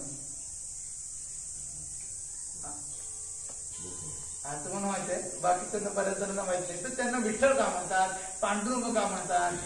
पांडुरंग मूर्ती रूपामध्येच का? काही जण बोलतात की बाबा कलियुगामध्ये ही मूर्ती पूजा चुकीची आहे, पण इथे मूर्ती आहे ना, या सर्व मूर्तीच आहेत, का मूर्तीची पूजा केली जाते? आणि इथं हात जोडून आपल्याला काय लाभ होतो का? होतो. तुम्हाला उदाहरण सांगतो. पोस्टाची लाल डबा असतो, बरोबर? त्यात आपण पत्र टाकलं आणि दुसरं आपण असंच एक पत्राचा डबा बाजूला ठेवला, त्यात पत्र टाकलं, कुठचं पोचणार आहे? लाल डब्याचं पोचणार का, दुसऱ्या डब्याचं का नाही पोचणार? सरकारी ऑथॉरिटी नाही तिथे, त्याला सरकारी ऑथॉरिटी आहे. त्यामुळे ते पोस्टमन येणार, ते घेणार, तुमची तार असेल काय असेल ते बरोबर तिथे पोहोचणार. का? कारण सरकारचं त्याच्या अंडरमध्ये आहे. पण साध्या डब्यावर कोण नाही बघणार. हा, तसंच आहे ना, ही मूर्ती जेव्हा स्थापन केली जाते ना, त्यावेळी त्यांचं आव्हान केलं जातं भगवंतांना मंत्राद्वारे. जसं लग्नामध्ये ना लग्नविधी असते ना, त्यावेळी साक्षी विडे मांडतात माहिती आहे ना. त्या साक्षी विड्यामध्ये ते जे विडे आहेत नाही, सर्व देव आहेत, त्यांच्या नावाने त्यांना आमंत्रित केलं जातं. प्रत्येक देवतेला आवाहन केलं जातं. आणि त्याच्यानंतर त्यांना लग्नविधी झाल्याच्यानंतर त्यांना परत पाठवलं पण जातं. सत्यनारायण पूजेमध्ये पण उत्तर पूजा असते माहिती आहे ना, उत्तर पूजेमध्ये त्यांना परत पाठवलं जातं. सुरुवातीच्या पूजेला आवाहन केलं जातं, उत्तर पूजेचे मंत्र असतात, त्यांना परत पाठवलं जातं. जसं आपण पितरांना बोलवतो, पितरांचं एक सव्य असतं ना, अपसव्य. पितरांच्या वेळी इकडे या बाजूला आणि इकडे या बाजूला असं असतं, वेगवेगळं असतं. तर त्यावेळी त्यांना आव्हान केलं जातं, परत पाठवलं जातं. तर जेव्हा आव्हान केलं जातं ना, तर ते दगडामध्ये असेल तर ते दगडामध्ये ते अवतरित होतात. आपली भावना असेल त्याप्रमाणे भगवंत सांगतात, जशी ज्याची भावना असते ना तसा मी त्याला पावतो किंवा त्याला तसा मी लाभ करून देतो. तर जो दगड मानतो त्याला दगडासारखेच राहणार. हा, तर एकाने प्रश्न विचारला, नरेंद्र दाभोळकर सारखं एक उदाहरण सांगायचे माहिती आहे ना, नास्तिकवादी अंधश्रद्धा निर्मूलन संस्थेचे. तर ते कायम एक उदाहरण द्यायचे. कुणाचं उदाहरण द्यायचे सांगतो, गाडगे महाराजांचं उदाहरण द्यायचे. ते कायम, आणि ते नास्तिक लोक त्याच उदाहरण घेतात. आता त्यांचा दुसरा प्रतिनिधी आला श्याम मानव, ऐकलं असेल ना. तर ते उदाहरण काय देतात, गाडगे महाराज गेले पंढरपूरला, तिथल्या पंढरीच्या भक्तांना प्रश्न विचारला की पांडुरंगांना आंघोळ कोण घालतो? तुम्ही घालता. पांडुरंगांचं अंग कोण पुसतो? तुम्ही पुसता. पांडुरंगांना धोतर कोण नेसतो? तुम्ही नेसता. मग पांडुरंग काय करतो? असा उलटा प्रश्न विचारला त्याने. अरे हो, पांडुरंगांना आम्हीच करतो, त्यांना मुकुट पण आम्ही घालतो, मग पांडुरंग काय करणार? पांडुरंगाला घेतलं आणि नदीत टाकलं तर पुरणार. आता ख्रिश्चन जे आहेत ना ते असे करतात, लाकडाची मूर्ती त्यांच्या येशू ख्रिस्ताची बनवतात आणि देवताची मूर्ती आपल्या दगडाची बनवतात. आणि मुलांना सांगतात, हे बघा दगडाची मूर्ती पाण्यात जाते आणि त्यांची देवाची वरती तरंगते, बघा आमचा देव तरंगतो, तसं तुम्हाला आमचा देव तरंगेल, हे तुमचे देव नाही तरंगणार. असे आपल्याला फसवले जातात. आपल्याला जेव्हा आपण शास्त्र वाचतो ना तेव्हा समजतं खरं काय आहे. फसवतात आपल्याला आणि जबरदस्त प्रचार असतो त्यांचा. मी बघितलं, हे ख्रिश्चन मिशनरीवाले आहेत ना, एवढे डेंजर प्रचार करतात की तुम्ही बिघडणार, ख्रिश्चनच होणार जर त्याचं पुण्य नसेल व्यवस्थित. तर जर त्याने या ग्रंथाचा स्पर्श किंवा साधू संतांचा संघ नसेल ना. गौतम बुद्ध सुद्धा म्हणतात, तुम्हाला माहिती आहे बुद्ध, मी बुद्ध कॉलेजमध्ये शिकलोय म्हणून सांगतो. बुद्धांचा ग्रंथ आहे त्याच्यामध्ये ते लिहितात की आर्यांचा संघ करा. काय म्हणतात? आर्य व्यक्तींचा संघ करा. आर्य व्यक्तींचा संघ अतिशय पवित्र असतो. आर्य म्हणजे कोण सांगा? त्यांच्यातले काही लोक बोलतात आर्य आपल्या भारतातले नाहीत. काय बोलतात? आर्य दुसऱ्या देशातून आले. मग आर्य म्हणजे कोण? आर्य शब्दाचा अर्थ ज्या मनुष्याला आपल्या जीवनाचा हेतू कळला, मग तो कोणत्याही जातीचा असो. काय म्हटलंय? कोणत्याही जातीचा असो, पण त्याला आपल्या जीवनाचा हेतू कळला. आता जीवनाचा हेतू कळणं म्हणजे काय? आपला धर्म काय ते कळणं. मग आपला धर्म काय? आपला धर्म हिंदू धर्म तर झालं, पण तरी पण त्याच्यापेक्षा एक मोठा शब्द आहे सनातन धर्म. मग सनातन म्हणजे काय? हे मी कॉलेजमध्ये कधी मला स्कूलमध्ये बोलत होत ना, मी शिक्षकांनाच विचारतो हा प्रश्न. माकडापासून झाला की कोणापासून झाला मनुष्य? सांगा, मनुष्य माकडापासून झाला की कुणापासून झाला? हा, मनुष्य झाला मनूपासून झाला ना. आता हे तुम्ही कुठचंही पुराण घ्या, 18:18 मध्ये सांगितले मनुष्य मनूपासून आले. कोणापासून आले? माकडापासून आले. नाही बोलतात त्यांचे माकड हाड आहे, ते माकड हाड आहे, ते गळलं म्हणून तो मनुष्य माकड मनुष्य झाला. त्याची तो क्रोमॅनॉन मानव, हा मानव, अश्मयुगीन मानव, सर्व खोटं आहे, खोटं. ते कधीचे पुरावे सांगतात चुकीचे, पण आपण त्याला सत्य मानून जातो. आपला परम पवित्र हा इतिहास आहे ना, महाभारतामध्ये पण सांगितले मनुष्य हे मनूपासून झालेले आहेत. मनू आणि शत्रुपापासून. पहिला जीव कोण सांगतात? अमिबा. कोण? पण अमिबा नाही, पहिला जीव ब्रह्मदेव आहे. कोण आहे? पहिला ब्रह्मदेव आहे. हे खरं शिक्षण लपवलं गेलं आहे आपल्या धर्मामध्ये. बाकीच्या धर्मामध्ये खरं सांगतात बघा, त्यांना सांगतात आदम पासून आदमी सांगतात की नाही बघा, आदम पासून आदमी. पण आपला हा इतिहास आपण लपवून टाकतो. ऍक्च्युअली हे जागरूक झालं पाहिजे. सत्य समोर आलं पाहिजे. म्हणून आपण फसले जातो. आपल्याला आपला इतिहास माहित नाही. सत्यनारायण पूजा जायचं, सत्यनारायण पूजा करायची. एका सत्यनारायण पूजेमध्ये ना नवीन नवीन लग्न झालं होतं आणि घरची नवऱ्याची आई ती म्हणजे मुलगा बसला होता पाटावरती, समोर भटजी काका बसले आणि मंत्र बोलत होते. माहिती आहे ना, केशवाय नमः आचमन केलं जातं, नारायण नमः, गोविंदाय नमः, विष्णू नमः, मधुसूदनाय नमः. आचमन केल्याच्या नंतर आपलं भगवंतांना अर्पण करायचं. जे काय काय वस्तू आचमन शुद्ध करून अर्पण करायचं. तर त्यांच्या घरामध्ये एक मांजर होती. कोण होती? आणि ती मांजर काय करायची, मध्ये येऊन तिथे जाऊन ती चाटत बसायची तिथे.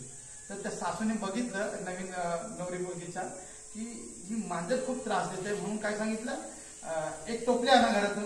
टोपली आणली आणि त्या मांजरीला असं झाकून ठेवलं. नवरी मुलगी बघते माझी सासू काय काय करते ती लग्नामध्ये सत्यनारायण पूजेमध्ये लग्नाच्या नंतर. तर तिने बघितलं सर्व, सासूने काय काय केलं, तिने बाळ काय नाही केलं, उद्या मला पण करायचं असं. आणि ती पण मोठी झाली, मुलं झाली, ती पण सासू झाली. तिने विचार केलं, माझ्या सासूने सत्यनारायण पूजेमध्ये एका मांजरीला आणलं होतं आणि झाकून ठेवलं होतं. तिने पण बोलली एक मांजर आणावी लागेल. भटजी काकाने लिस्टली ती आणली, पण नंतर एंडिंगला एक मांजर आणि एक टोपलं आणि ती झाकायची सुरुवात तिने केली. नंतर पुढच्या सुनेने पण केलं. अशी परंपरा झाली की सत्यनारायण पूजेला मांजर झाकले पाहिजे. तर ही काय, ही खरी परंपरा की चुकीची परंपरा? कारण हे फक्त तिने बघितलं, हे शास्त्रात काय वर्णन केलेलं नाही. मग अशा चुकीच्या परंपरा जेव्हा निघतात ना, तेव्हा खरं शास्त्र बघायचं की शास्त्रात काय लिहिलंय. जसं पहिल्या सुरुवातीला मी बोललो ना की इकडे राखण देतात. हे राखण कुणाला देतात? जागेच्या मालकाला देतात. कोण बोलतात जागेचा मालक अजून तिथेच आहे का? त्याचा काय उद्धार झाला नाही, त्याचं काय श्राद्ध केलं, काय केलं नाही का? आणि जागेचा मालक काय नॉनव्हेजच खातो का? हा, नाही नाही नाही, राखण द्यायलाच पाहिजे. काय बोलतात? मी तरी कुठे म्हणतो नाही द्यायचे, द्यायला पाहिजे, पण ती बदल करा ना. तर एक ग्रंथ आहे, त्याचं नाव आहे कृषी पराशर. काय ग्रंथ? त्या कृषी पराशर ग्रंथामध्ये आणि एक आहे काश्यपीय कृषी पद्धती, शेतीचं ग्रंथ आहे. मग मी याचं सर्वांचं अध्ययन केलं म्हणून सांगतो. याच्यामध्ये राखण कशी द्यायची पद्धत दिलेली आहे. तुम्हाला सांगतो, असा कोणता देवता आहे, त्याला आपण जांगल देव बोलतो, माहिती जांगल देव. तर हा असा कोणता देवता आहे जो गायींची राखण करतो? कोण आहे सांगा? हा. आणि असा कोणता देवता आहे की ज्याच्या हातामध्ये नांगर आहे आणि मुसळ आहे? हा, बलराम, बलभद्र किंवा बलराम. हा, कारण नांगर कधी लावतो? जेव्हा बैल असणार तेव्हा ना. बैलाशिवाय मशीनवर नांगर नाही लावत. आणि मुसळ कशासाठी असतं की बाबा ते काढण्यासाठी, कांडण करतात ना. तर जे दोन अवजार ज्या देवतांच्या हातात त्यांची पूजा सांगितली आहे शास्त्रामध्ये, त्यांना राखण द्यायचे. कुणाला द्यायचे? आणि त्यांना किती 56 पदार्थ सांगितले त्यांना द्यायचे. कोंबडा द्यायला नाही सांगितलंय कुठे, कुठंच नाही कोंबडा द्यायला सांगितलंय शास्त्रामध्ये. मग एक आमच्या नातेमध्ये एक भगत आहे, व्यक्ती भगत. आणि माझे मामा पंढरपूरचे वारकरी. तर मामाने पहिली राखण बंद केली घरामध्ये आणि पांडुरंगाची सेवा सुरू केली पंढरीला गेल्याच्या नंतर. आणि पहिली राखण बंद केली कारण पांडुरंग कोंबडा खात नाही. पांडुरंगाला कोंबड्याचा नैवेद्य दिला जातो का? नाही. ते बोलले मी जे पांडुरंग खातात तेच मी खाणार. काय बोलले ते मामा? जे पांडुरंगाचा नैवेद्य तेच खाणार, मी दुसरं खाणार नाही. पांडुरंग हे खातच नाही, कोंबडा खात नाही, गावठी पण नाही, ब्रॉयलर पण नाही, काय नाही, पांडुरंगाला चालत नाही. तर मग गावातले सर्व गावकर बोलतो असं नाही. पहिलाच व्यक्ती गावात करतो, गाव मिटिंग भरली, गावकरी जमले, असं नाही, परंपरेपासून चालत आलेलं आहे आमच्या. त्यामुळे आम्ही परंपरा सोडू शकत नाही. मग जरा माझे बाबा जरा विद्वान आहेत थोडेसे, गावकारमध्ये मोडतात. बाबा बोलले पूर्वीचे लोक लंगूट घालत होते, तुम्ही लंगूट घालता का? परंपरा बदलल्या ना जरा. मग गेले मेन जो घरातला आमच्या गावातला एक भगत आहे, भक्तांकडे गेले. भक्ताला विचारलं, बघा हे माझे यांनी काय केलंय, राखण बंद केली आहे आणि ते पांडुरंगाचे भक्त आहेत, त्यामुळे ते पांडुरंगाला देतात सर्व. पहिलं त्याने आधी सुरुवातीला घेतलं राखण कुणाला देतात, भक्तालाच विचारलं. बघा जागेच्या मालकाला देतात किंवा त्याच्या घरातला कोण पूर्वज आहे जो रक्षण करत आलेला आहे त्याला देतात. अच्छा, मग थोडक्यात सांगा, तो पूर्वज म्हणजे मुक्त झाला नाही ना अजून, तो पिशाच्च किंवा भूत असणार तो. अच्छा, हो हो, ते मांडोळा लागले हो, ते कोणतरी पिशाचच आहे, अजून ते मुक्त झालेलं नाही. अच्छा, पण ते ना त्या पिशाच्यांचा स्वामी कोण आहे? भूतनाथ शिवशंकर.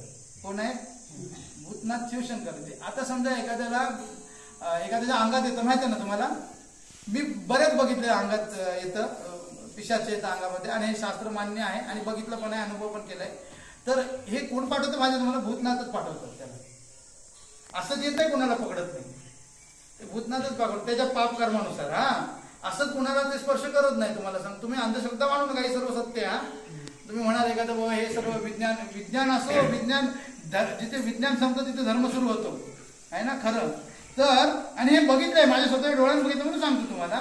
अनुभव सांगायचे असतात. तुला इथे व्यासासनावर बसल्यावर असत्य बोलायचं नसतं, हा नियम आहे. व्यासमुनीचं वाक्य सांगायचं का, याच्यामध्ये आहे ते पण वर्णन. तर माझ्या बाबांनी त्या भक्ताला विचारलं की बाबा ते भूतनाथ आहेत ना, भूतांपेक्षा श्रेष्ठ आहेत ना, आणि हे भूतनाथ कोणाचं जप करतात, कुणाचं ध्यान करतात? राम रामेति रामेति रमे रामे मनोरमे, रामचंद्रांचं ध्यान करतात ना, ते कायम ध्यान असतं बसून. आणि राम आणि पांडुरंग काय वेगवेगळे नाही, त्यामुळे त्यांना काय हे द्यायची गरज आहे. ते बोलले काय गरज नाही, तुम्ही तुमच्या पद्धतीने द्या. पहिली तर तयारच नव्हती सांगायला, पण असं शब्दामध्ये घेतलं, त्यामुळे हा बरोबर आहे तुमचं. तुम्ही नारळ द्या, तुम्ही काय चांगलं सुग्रास जेवण बनवा व्यवस्थित, ते अर्पण करा. आणि तेव्हापासून आज कमीत कमी 25 वर्ष झाली मामाने ते सुरू केलं. आज मामांचं ठाण्याला मोठं फ्लॅट आहे, सॉलिटर टॉवर मध्ये 5व्या माळ्यावर. आज प्रगती होतच गेली चांगला. एवढी प्रगती होत गेली सांगतो. ते चुकीचं सोडलं आणि धर्मानुसार वागायला लागले व्यवस्थित एकदम. असं म्हणजे आपण जे काय करायचं ना, आपण काय करतो, श्रद्धेला अंधश्रद्धा समजतो आहे ना, आणि अंधश्रद्धेला श्रद्धा समजून करतो. आणि दुसरा चांगला उच्च शिक्षित आहे आणि त्याने केलं म्हणजे त्याने अंधश्रद्धेचा विषय केला तरी आपण काय समजतो की ते योग्य आहे. पण नाही, शास्त्र काय आहे ना ते समजायचं योग्य आहे. टायमिंग झालं तुमचं, थांबू ना आता. टॉपिक पुरा. हा, टॉपिक असं तर मग रात्रभर पण बोलेन मी, पण ठीक आहे, थोडेसे विषय घेतो.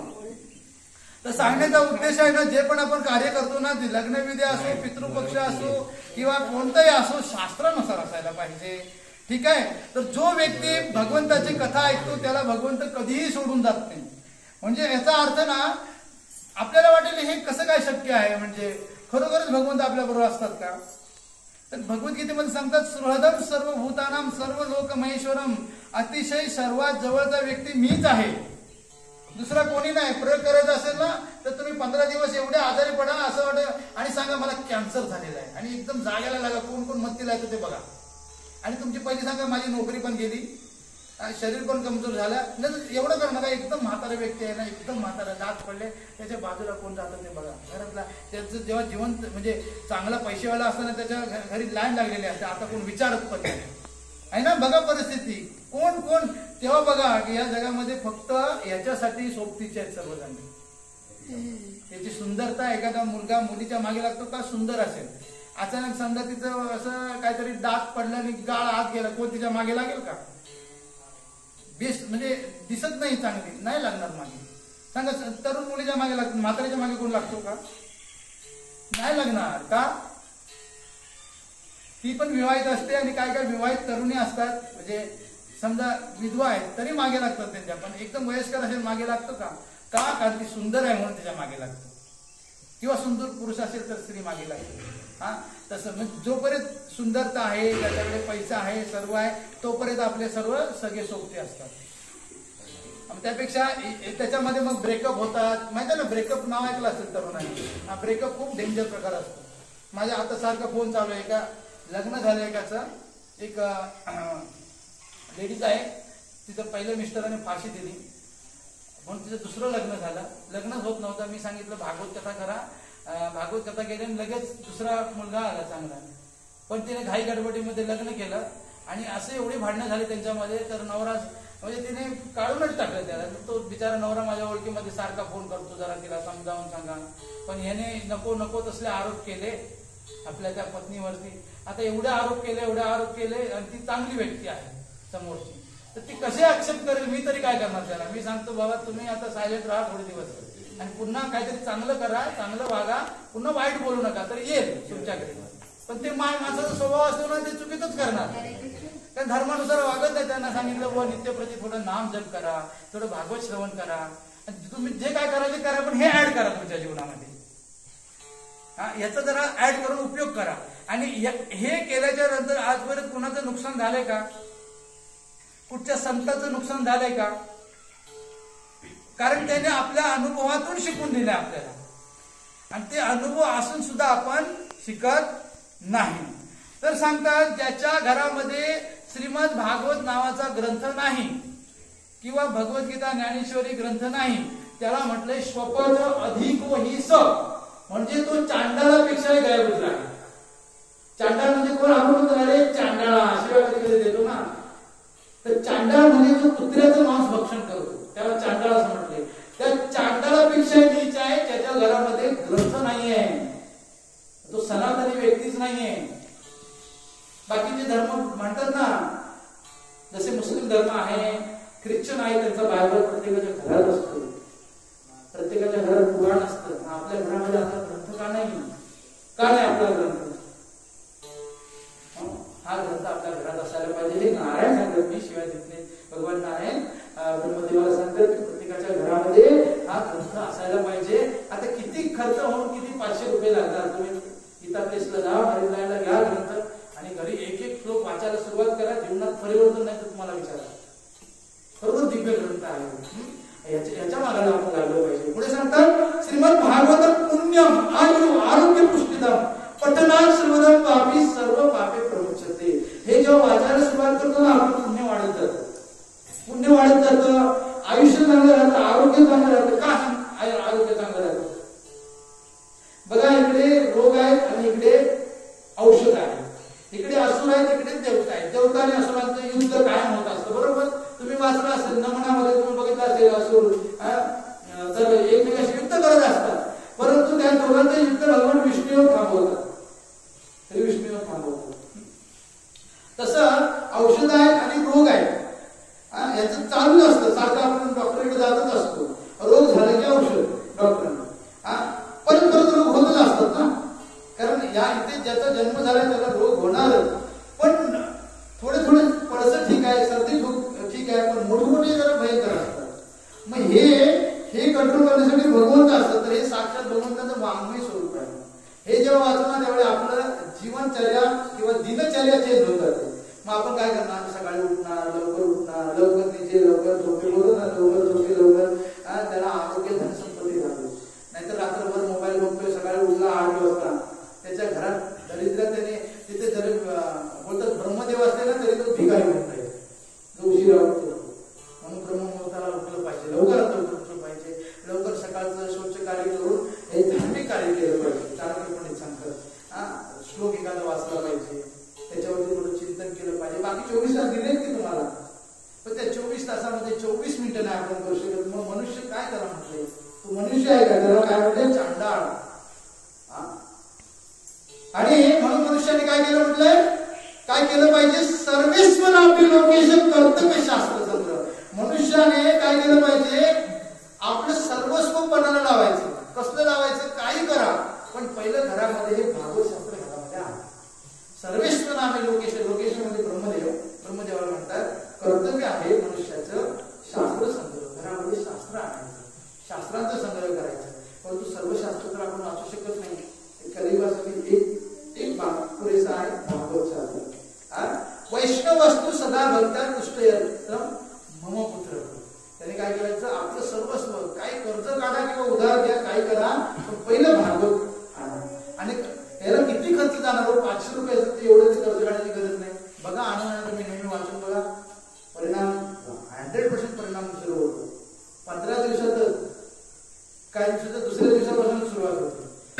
कारण प्रपंच सर्व पापाने, सर्व जे पाप असतात ना ते असे थरथरायला लागतात. आपण जे पूर्वजन्मात केले, आता केले, अप्रारब्ध पाप बीजम, मागचे जे बीज रूपामध्ये आहेत, हे सर्व पाप आपल्या अस्थिमध्ये असतात. हे थरथरायला लागतात. कारण हा व्यक्ती आपल्या कानाने भगवंताची कथा ऐकतो. जेव्हा ही भगवंताची कथा आपल्या कानात जाते ना, हे पाप बाहेर यायला लागतात.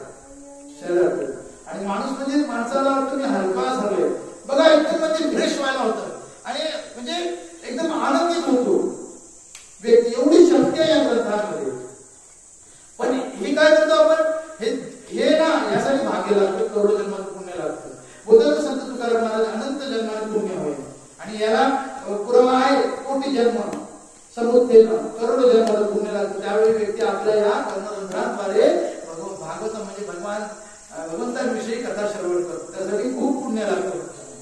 म्हणून यत्र यत्र भवेत् पुण्यम शास्त्रम भागवतम करो तत्र तत्र सदैव अहम भवामी दशेसह. जिथे जिथे ज्या ज्या ठिकाणी ही भागवत कथा आयोजित केली जाते लोक म्हणजे भक्त येऊन ती ऐकायला लागतात. तिथे तिथे सदैव मी देवी देवतांचे उपस्थित राहतो भगवंत सांगतात. आणि जिथे जिथे म्हणून बघा लग्नामध्ये आपण विडे मांडतो ना देवतांना आवाहन करतो का घरामध्ये लग्न कार्यामध्ये अन्नधान्य कमी पडून दे नको आहे ना. देवीला नारळ देतो प्रत्येक आपल्या ज्या देवदेवतांना नारळ देतो काही कमी पडायला नको आपल्या घरामध्ये. तसं मग विचार करा देवतांसहित भगवंत आपल्या घरामध्ये आले म्हणजे आपल्याला दिसत नसतील हा मग त्या घरामध्ये कसली कमतरता होणार आहे का. आणि असं आपण हे जर श्रवण केलं तर काय म्हणजे आपण आजारी पडणार आहोत का काय प्रॉब्लेम होणार आहे का. तर कोण कोण व्यक्ती आपल्या घरामध्ये श्रीमद भागवत ग्रंथ आणेल. तुम्ही स्वतः ना मुंबईला आलं तरी किताबेस गोरखपूर मरीलँडला दुकान आहे जाऊन घ्या आणि घरात वाचायला सुरुवात करा. आपल्या लहान मुलांना द्या. जीवनात बदल खूप. मी काय जबरदस्ती करत नाही तुम्हाला प्रेमाने सांगितलं तुमची इच्छा वैयक्तिक असेल पण याने खूप लाभ होतो. आज मी 25 वर्ष वाचतो 25 वर्ष झाले मला. मी 25 वर्ष म्हणजे कॉलेज पासूनच मी सुरुवात कॉलेजच्या आधीपासूनच मी याला सुरुवात केलेली आहे. 25 वर्ष झाली आणि याचा लाभ बघितलाय. लाभ आहे तो तुम्ही सांगितला. आणि साधू संतांनी पण आपल्या उदाहरणातून त्यांनी आपल्याला सांगितलेलं आहे. म्हणून ज्यावेळी भागवत कथा सुरुवात होते ना त्यावेळी काय केलं पाहिजे. श्रीमद भागवतम दृष्ट्वा प्रत्युत्थानम अभिवादने सम्मानेतम दृष्ट्वा भवेत् प्रीती मम मातुला. किंवा दुसरा एक श्लोक आहे श्रीमद भागवतम पुण्यम दृष्ट्वा न उत्तिष्ठितः सावत्सरम तस्य पुण्यम विलयते पुत्र. तुमच्या जागेवर सरण उभे राहा 2 मिनिटं आणि याला हात करून पुन्हा बसा जागेवर. उदाहरण सांगतो का म्हणतो बसा. तर हे श्रीमद भागवत पुराण कथा त्याचं महात्म्य चालू आहे. आणि या भागवताला बघून जो आपल्या जाग्यावर उठून त्याला आदर देत नाही ना त्याचं 1 वर्षाचं पुण्य नष्ट होतं. किती 1 वर्षाचं त्याने जे काय व्रत केलं आहे गणपती व्रत आहे हे सर्व काही जे काय पुण्य 1 वर्षाचं ते नष्ट होऊन जातं. त्याला हात जोडला नाही म्हणते न उत्तेष्टित हे श्रीमद भागवत दृष्ट्वा त्याला पाहून त्याचं पुण्य नष्ट होऊन जातं. 6 वर्ष 1 वर्षाचं पुण्य. आणि जर हात जोडला तर काय होतं. पुढे सांगतात श्रीमद भागवत दृष्ट्वा प्रत्युत्थान अभिवादने. हात जोडतोय हा प्रणाम करतो त्याचा सन्मान करतो आदर सत्कार करतो. तम दृष्ट्वा त्या व्यक्तीला पाहून भगवंत म्हणतात भवेत् प्रीती मम मातुला. मला आनंद होतो. आणि एकदा का भगवंताला आनंद झाला तर आपण आनंदी होणार आहे ना. म्हणजे आपले सर्व काय होतं बघा एवढं भगवंत नुसतं प्रणाम करून आपलं जीवन चेंज करून टाकतात. एवढं पवित्र करतात. एवढंच सुद्धा समजा एखादा व्यक्ती तिथून चालत येतोय इथे भागवत कथा चालली आहे ते एक पाऊल पुढे टाकतोय. श्लोक काय म्हणतो बघा दृष्ट्वा भागवतम दुरून भागवत कथा चालू हे पाहतोय. हा सम्मुखम ये प्रकरणे सम्मुखम जवळजवळ येतोय ऐकण्यासाठी. पदे पदे अश्वमेध असते. त्याला पावलावरती अश्वमेध यज्ञ करण्याची पुण्य प्राप्त होतं. आता अश्वमेध यज्ञ थोडक्यात सांगतो थांबवतो. अश्वमेध यज्ञ करण्यासाठी 1 वर्षाचा यज्ञ असतो. किती आपली सत्यनारायण पूजा एका दिवसात संध्याकाळची असते आणि अश्वमेध 1 वर्षाचा असतो. त्याच्यामध्ये शाम करून घोडा लागतो. त्याचे कान डोळे लागतात. आम्ही त्याचं वर्णन केलेलं आहे. 20,000 ब्राह्मण लागतात. किती मंत्र बोलणारे आयुष्यात कधी खोटे न बोलणारे चुकून पण कधी खोटे न बोलणारे असे 20,000 ब्राह्मण लागतात. त्यांना म्हणजे सुरुवातीला एक दक्षिणा द्यावी लागते. हत्ती म्हणजे एक रथ हत्ती आणि घोडे आणि ढीगभर सुवर्ण मुद्रा. किती अशा 20,000 ब्राह्मणांना आणि भोजन तर आहेत असे पहिली दक्षिणा. त्याच्यानंतर यज्ञ पूर्ण झाल्यानंतर पुन्हा तेवढीच दक्षिणा. आता पूर्ण भारत देश एकत्र आला ना किंवा जग तरी अश्वमेध यज्ञ करू शकत नाही. पूर्ण जग एकत्र आले तरी मारामारी बोलतात चोरपुत्र आहेत ना 100 स्वर्णमुद्रा द्यावे लागतात, एक बोलतात की 100 व्रत द्यावे लागतात, हत्ती द्यावे लागतात. आता एक हत्ती पोचणार का हत्तीला? आता आपण पोट भरू शकत नाही, ते हत्तीकडे आपण भरणार. त्यावेळी तसं होतं. तर एवढं त्याला द्यायला लागतं, त्याच्यानंतर तो यज्ञ पूर्ण होतो, त्यावेळी भगवंत प्रसन्न होणार. अशी 100 अश्वमेध यज्ञ करतो तेव्हा इंद्र होतो. कोण तो व्यक्ती? इंद्रपद प्राप्त होतो. आणि तो इंद्र विचार करतो मला मनुष्याचा जन्म कधी मिळेल. काय विचार करतो की त्या मनुष्य जन्मामध्ये थोडंसं नामजप करायचं, हरे कृष्ण कृष्ण कृष्ण हरे हरे, हरे राम राम राम हरे हरे. थोडं नामजप केलं तर भगवंताच्या धामाला जाऊ. म्हणजे 100 अश्वमेध यज्ञ करणारा इंद्र पण म्हणतो मनुष्य जन्म कधी मिळेल मला. कारण लवकर मृत्यू होतो, लवकर जातो भगवंताच्या नामाला. इथं पावला चूक आहे ना, है ना. प्रत्येक असं सांगा कोण आहे जगी सुखी असा कोण आहे विचारे म्हणा. कोण आहे सांगा सुखी आहे का कोणी? प्रत्येक जण सुखी आहे. प्रत्येक जण, तो बॉस असो किंवा त्याचा नोकर असो, प्रत्येक जण सुखी आहे. असं सुखीच्या जगात कोणी सापडणार नाही. मग सुखी कोणाला म्हणायचं? ज्याच्याकडे संतोष नावाचं धन आहे. संतोष बोलणार आहे, संतोष समाधान त्याच्याकडे आहे का, तो सुखी आहे. समाधानी कोण असतो?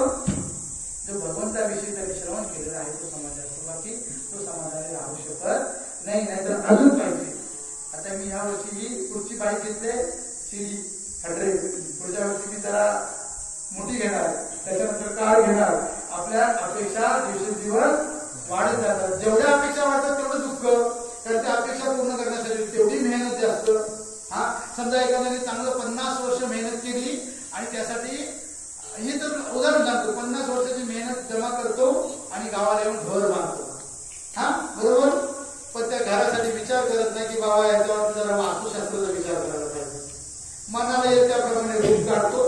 आणि एक जण तर म्हणतो बरोबर मध्ये भिंत करायची, भावाला ही जागा आणि ह्या भावाला ही जागा, मध्ये भिंत. त्या घराचे भाव कधीच चांगले होत नाही. कारण घराला बरोबर मध्ये भिंत लागते. ब्रह्मस्थानच बंद करून टाकते. कधीच त्यांची भांडणं दिवसेंदिवस वाढत जातात. मग त्यांचे जादूटोणा, त्यांनी करणी केली, ह्याने करणी केली, इकडचा प्रकार आहे. आपण सांगतो ते कधी पण बांधायला दोन अलग अलग बांधा, मग ते भिंत टाकतात.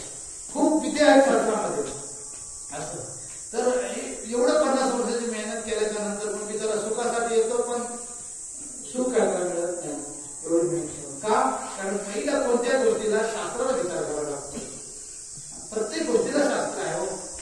आणि ते शास्त्र न करता मी एखादा म्हणेल बाबा बाकीच्या धर्माचे शास्त्र वगैरे फॉलो करत नाही. अरे ते मनुष्य पण जगतच नाही आहे. ते मनुष्य पण कुठे जगतात? म्हणून तर हे अत्याचार करतात आपल्यावरती ना. त्यांना सुखाने जगता आलं असतं, राहिले असते ना, पण ते का करतात आपल्यावरती असेल?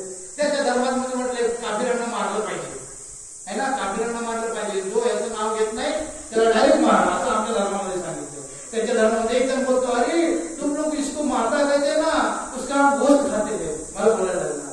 आपल्या धर्मामध्ये जो गोश्त खाते ना उसको मारण्याचा अधिकार आहे ना शास्त्र. छत्रपती शिवाजी महाराजांनी हात कापला नाही का लगेच आदिलशाहीच्या समोर. पण आपण का? कारण छत्रपती शिवाजी महाराज, तुम्हाला माहिती छत्रपती शिवाजी महाराज संत तुकाराम महाराजांना नजरांना घेऊन गेले होते, माहिती का? नजरांना घेऊन गेले. त्यांनी नाव ऐकलं होतं की ही खूप विठ्ठल भक्त आहेत, परीक्षा करण्यासाठी केली. खरोखर साधू आहे की भक्त साधू आहे. संत तुकाराम महाराज नजरांना घेऊन गेले. आपल्या शिपाई वगैरे त्यांचे मंत्री त्याच्यासमोर घेऊन गेले. तर संत तुकाराम महाराज काय म्हणतात? तुमचं हे वित्त धन मृत्यू के समान. काय बोलतात? तुमचं हे धन आहे ना, माझ्यासाठी माफी आहे. तुमचं हे वित्त धन मृत्यू के समान. एक राजा जेव्हा दान देतो ना, दान दिल्यानंतर परत घेता येत नाही. आता यांनी दान दिलंय संत तुकाराम महाराजांना धन. राजा पण धार्मिक आहे, कारण जन्मापासूनच महाभारत रामायण शिकवले आईने, आहे ना. राजा धार्मिक आहे म्हणून तर महाभारत शिकवलं होतं. म्हणून तर गणिमी कावा शिकले होते, माहिती गणिमी कावा ऐकलं? ते सर्व शिकलं होतं महाभारतातून.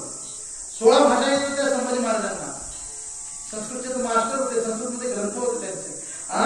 तर आता राजाला माहिती आहे धर्म काय आहे ते. एखाद्याला दान दिलं तर परत घेता येत नाही, आणि दान दिलंय नजराना, आणि ते पण धार्मिक आहेत, ते महान भक्त आहेत की दान परत रिटर्न करायचं नसतं, पण त्याने रिटर्न केलं. तुमचे हे वित्त धन मध्ये वृत्ती के समान. मला मातीमुळे मला नको ते. आता विचार करा, दोन्ही पण धर्म जाणणारे एक रिटर्न कसं घेणार आणि परत रिटर्न करायचं तरी कसं? म्हणजे बोलले ठीक आहे, तुम्हाला दान द्यायचं असेल तर दुसरं दान द्या. काय बोलतात? कंठी मिरवा तुळशी, गळ्यामध्ये कंठाला लागणारी तुळशीची माळ, कंठी मिरवा तुळशी व्रत करा एकादशी. तुका म्हणे म्हणा हरीचे दास मत हेचे अर्थ. तुम्ही हरीचे दास व्हा आणि हेच मला म्हणजे हेच माझ्यासाठी दान आहे. मग त्यांनी काय करायचं, धन देऊन टाकायला सांगितलं, काय करा तुम्ही गळ्यामध्ये तुळशीची माळ. छत्रपती शिवाजी महाराजांनी वचन दिले ना, त्याप्रमाणे त्यांनी ती माळ घातली. ते दाखवताना कवड्याची माळ दाखवतात, पण त्यांच्या गळ्यात तुळशीची माळ पण आहे. आणि त्यांनी एकादशी व्रत चालू केलं. म्हणून भगवान श्रीकृष्णाच्या नंतर एकमेव असे राजा त्यांना एक ब्रीद मिळालं होतं, गो ब्राह्मण प्रतिपादक. हे पहिलं ब्रीद आहे भगवान श्रीकृष्णांना, गो ब्राह्मण हिंडायचं, आणि दुसरं ब्रीद छत्रपती शिवाजी महाराजांना. अशा राज्यामध्ये आपला जन्म झाला आहे. जो आपला राजा नित्य 15 दिवसांनी एकादशीचं पालन करतो. आपण बोलतो छत्रपती शिवाजी महाराज की फॉलो करतो, कोण फॉलो. हे मी RSSचे भक्त आले, सर्व RSS वाले, त्यांच्यामध्ये मी सांगितले होते. आणि ते बोलतात नाही रक्षण केलं पाहिजे देशाचं. कसलं रक्षण केलं पाहिजे? देशाचं रक्षण केलं पाहिजे. पण देशाच्या आतमध्ये जे शत्रू आहेत त्यांचं रक्षण कोण करणार? हे तर बाहेरून रक्षण केलं ना.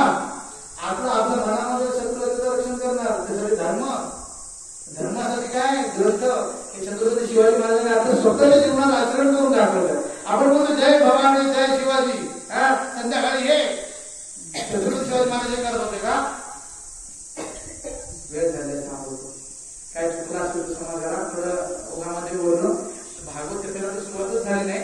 सत्यनारायण पूजेचं थोडक्यात महात्म्य सांगितलं की म्हणजे सत्यनारायण पूजा आहे. आणि सत्यनारायण पूजेचं थोडक्यात सांगतो पुन्हा की विधियुक्त करायचे असते. त्याच्यामध्ये जो प्रसाद बनवायचा तो सात्विक बनवायचा असतो. वर्षातून एकच बनवायचंय, कोणाला काही जबरदस्ती नाही.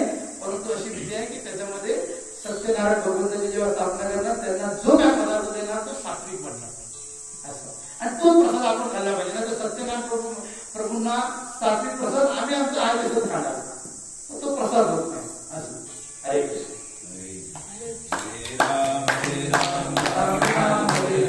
हरे कृष्ण हरे कृष्ण कृष्ण कृष्ण हरे हरे, हरे राम राम राम हरे हरे, हरे कृष्ण कृष्ण कृष्ण हरे हरे. बोल गौरांग श्री रामदेव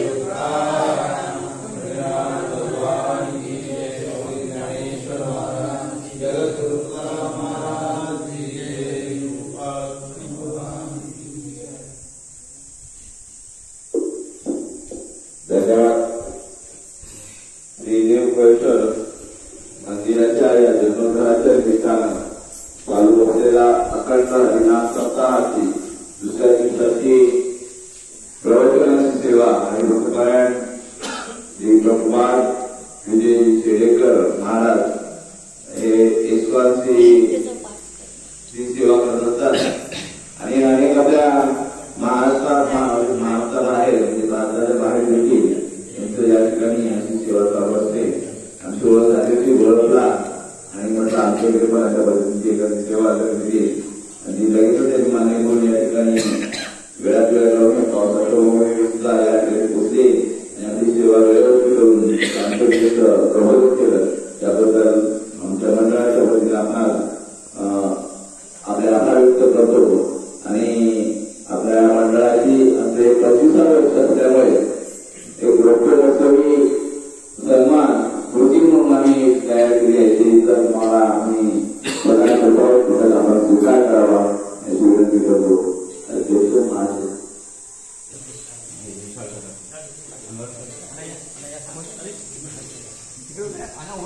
फोटो काढले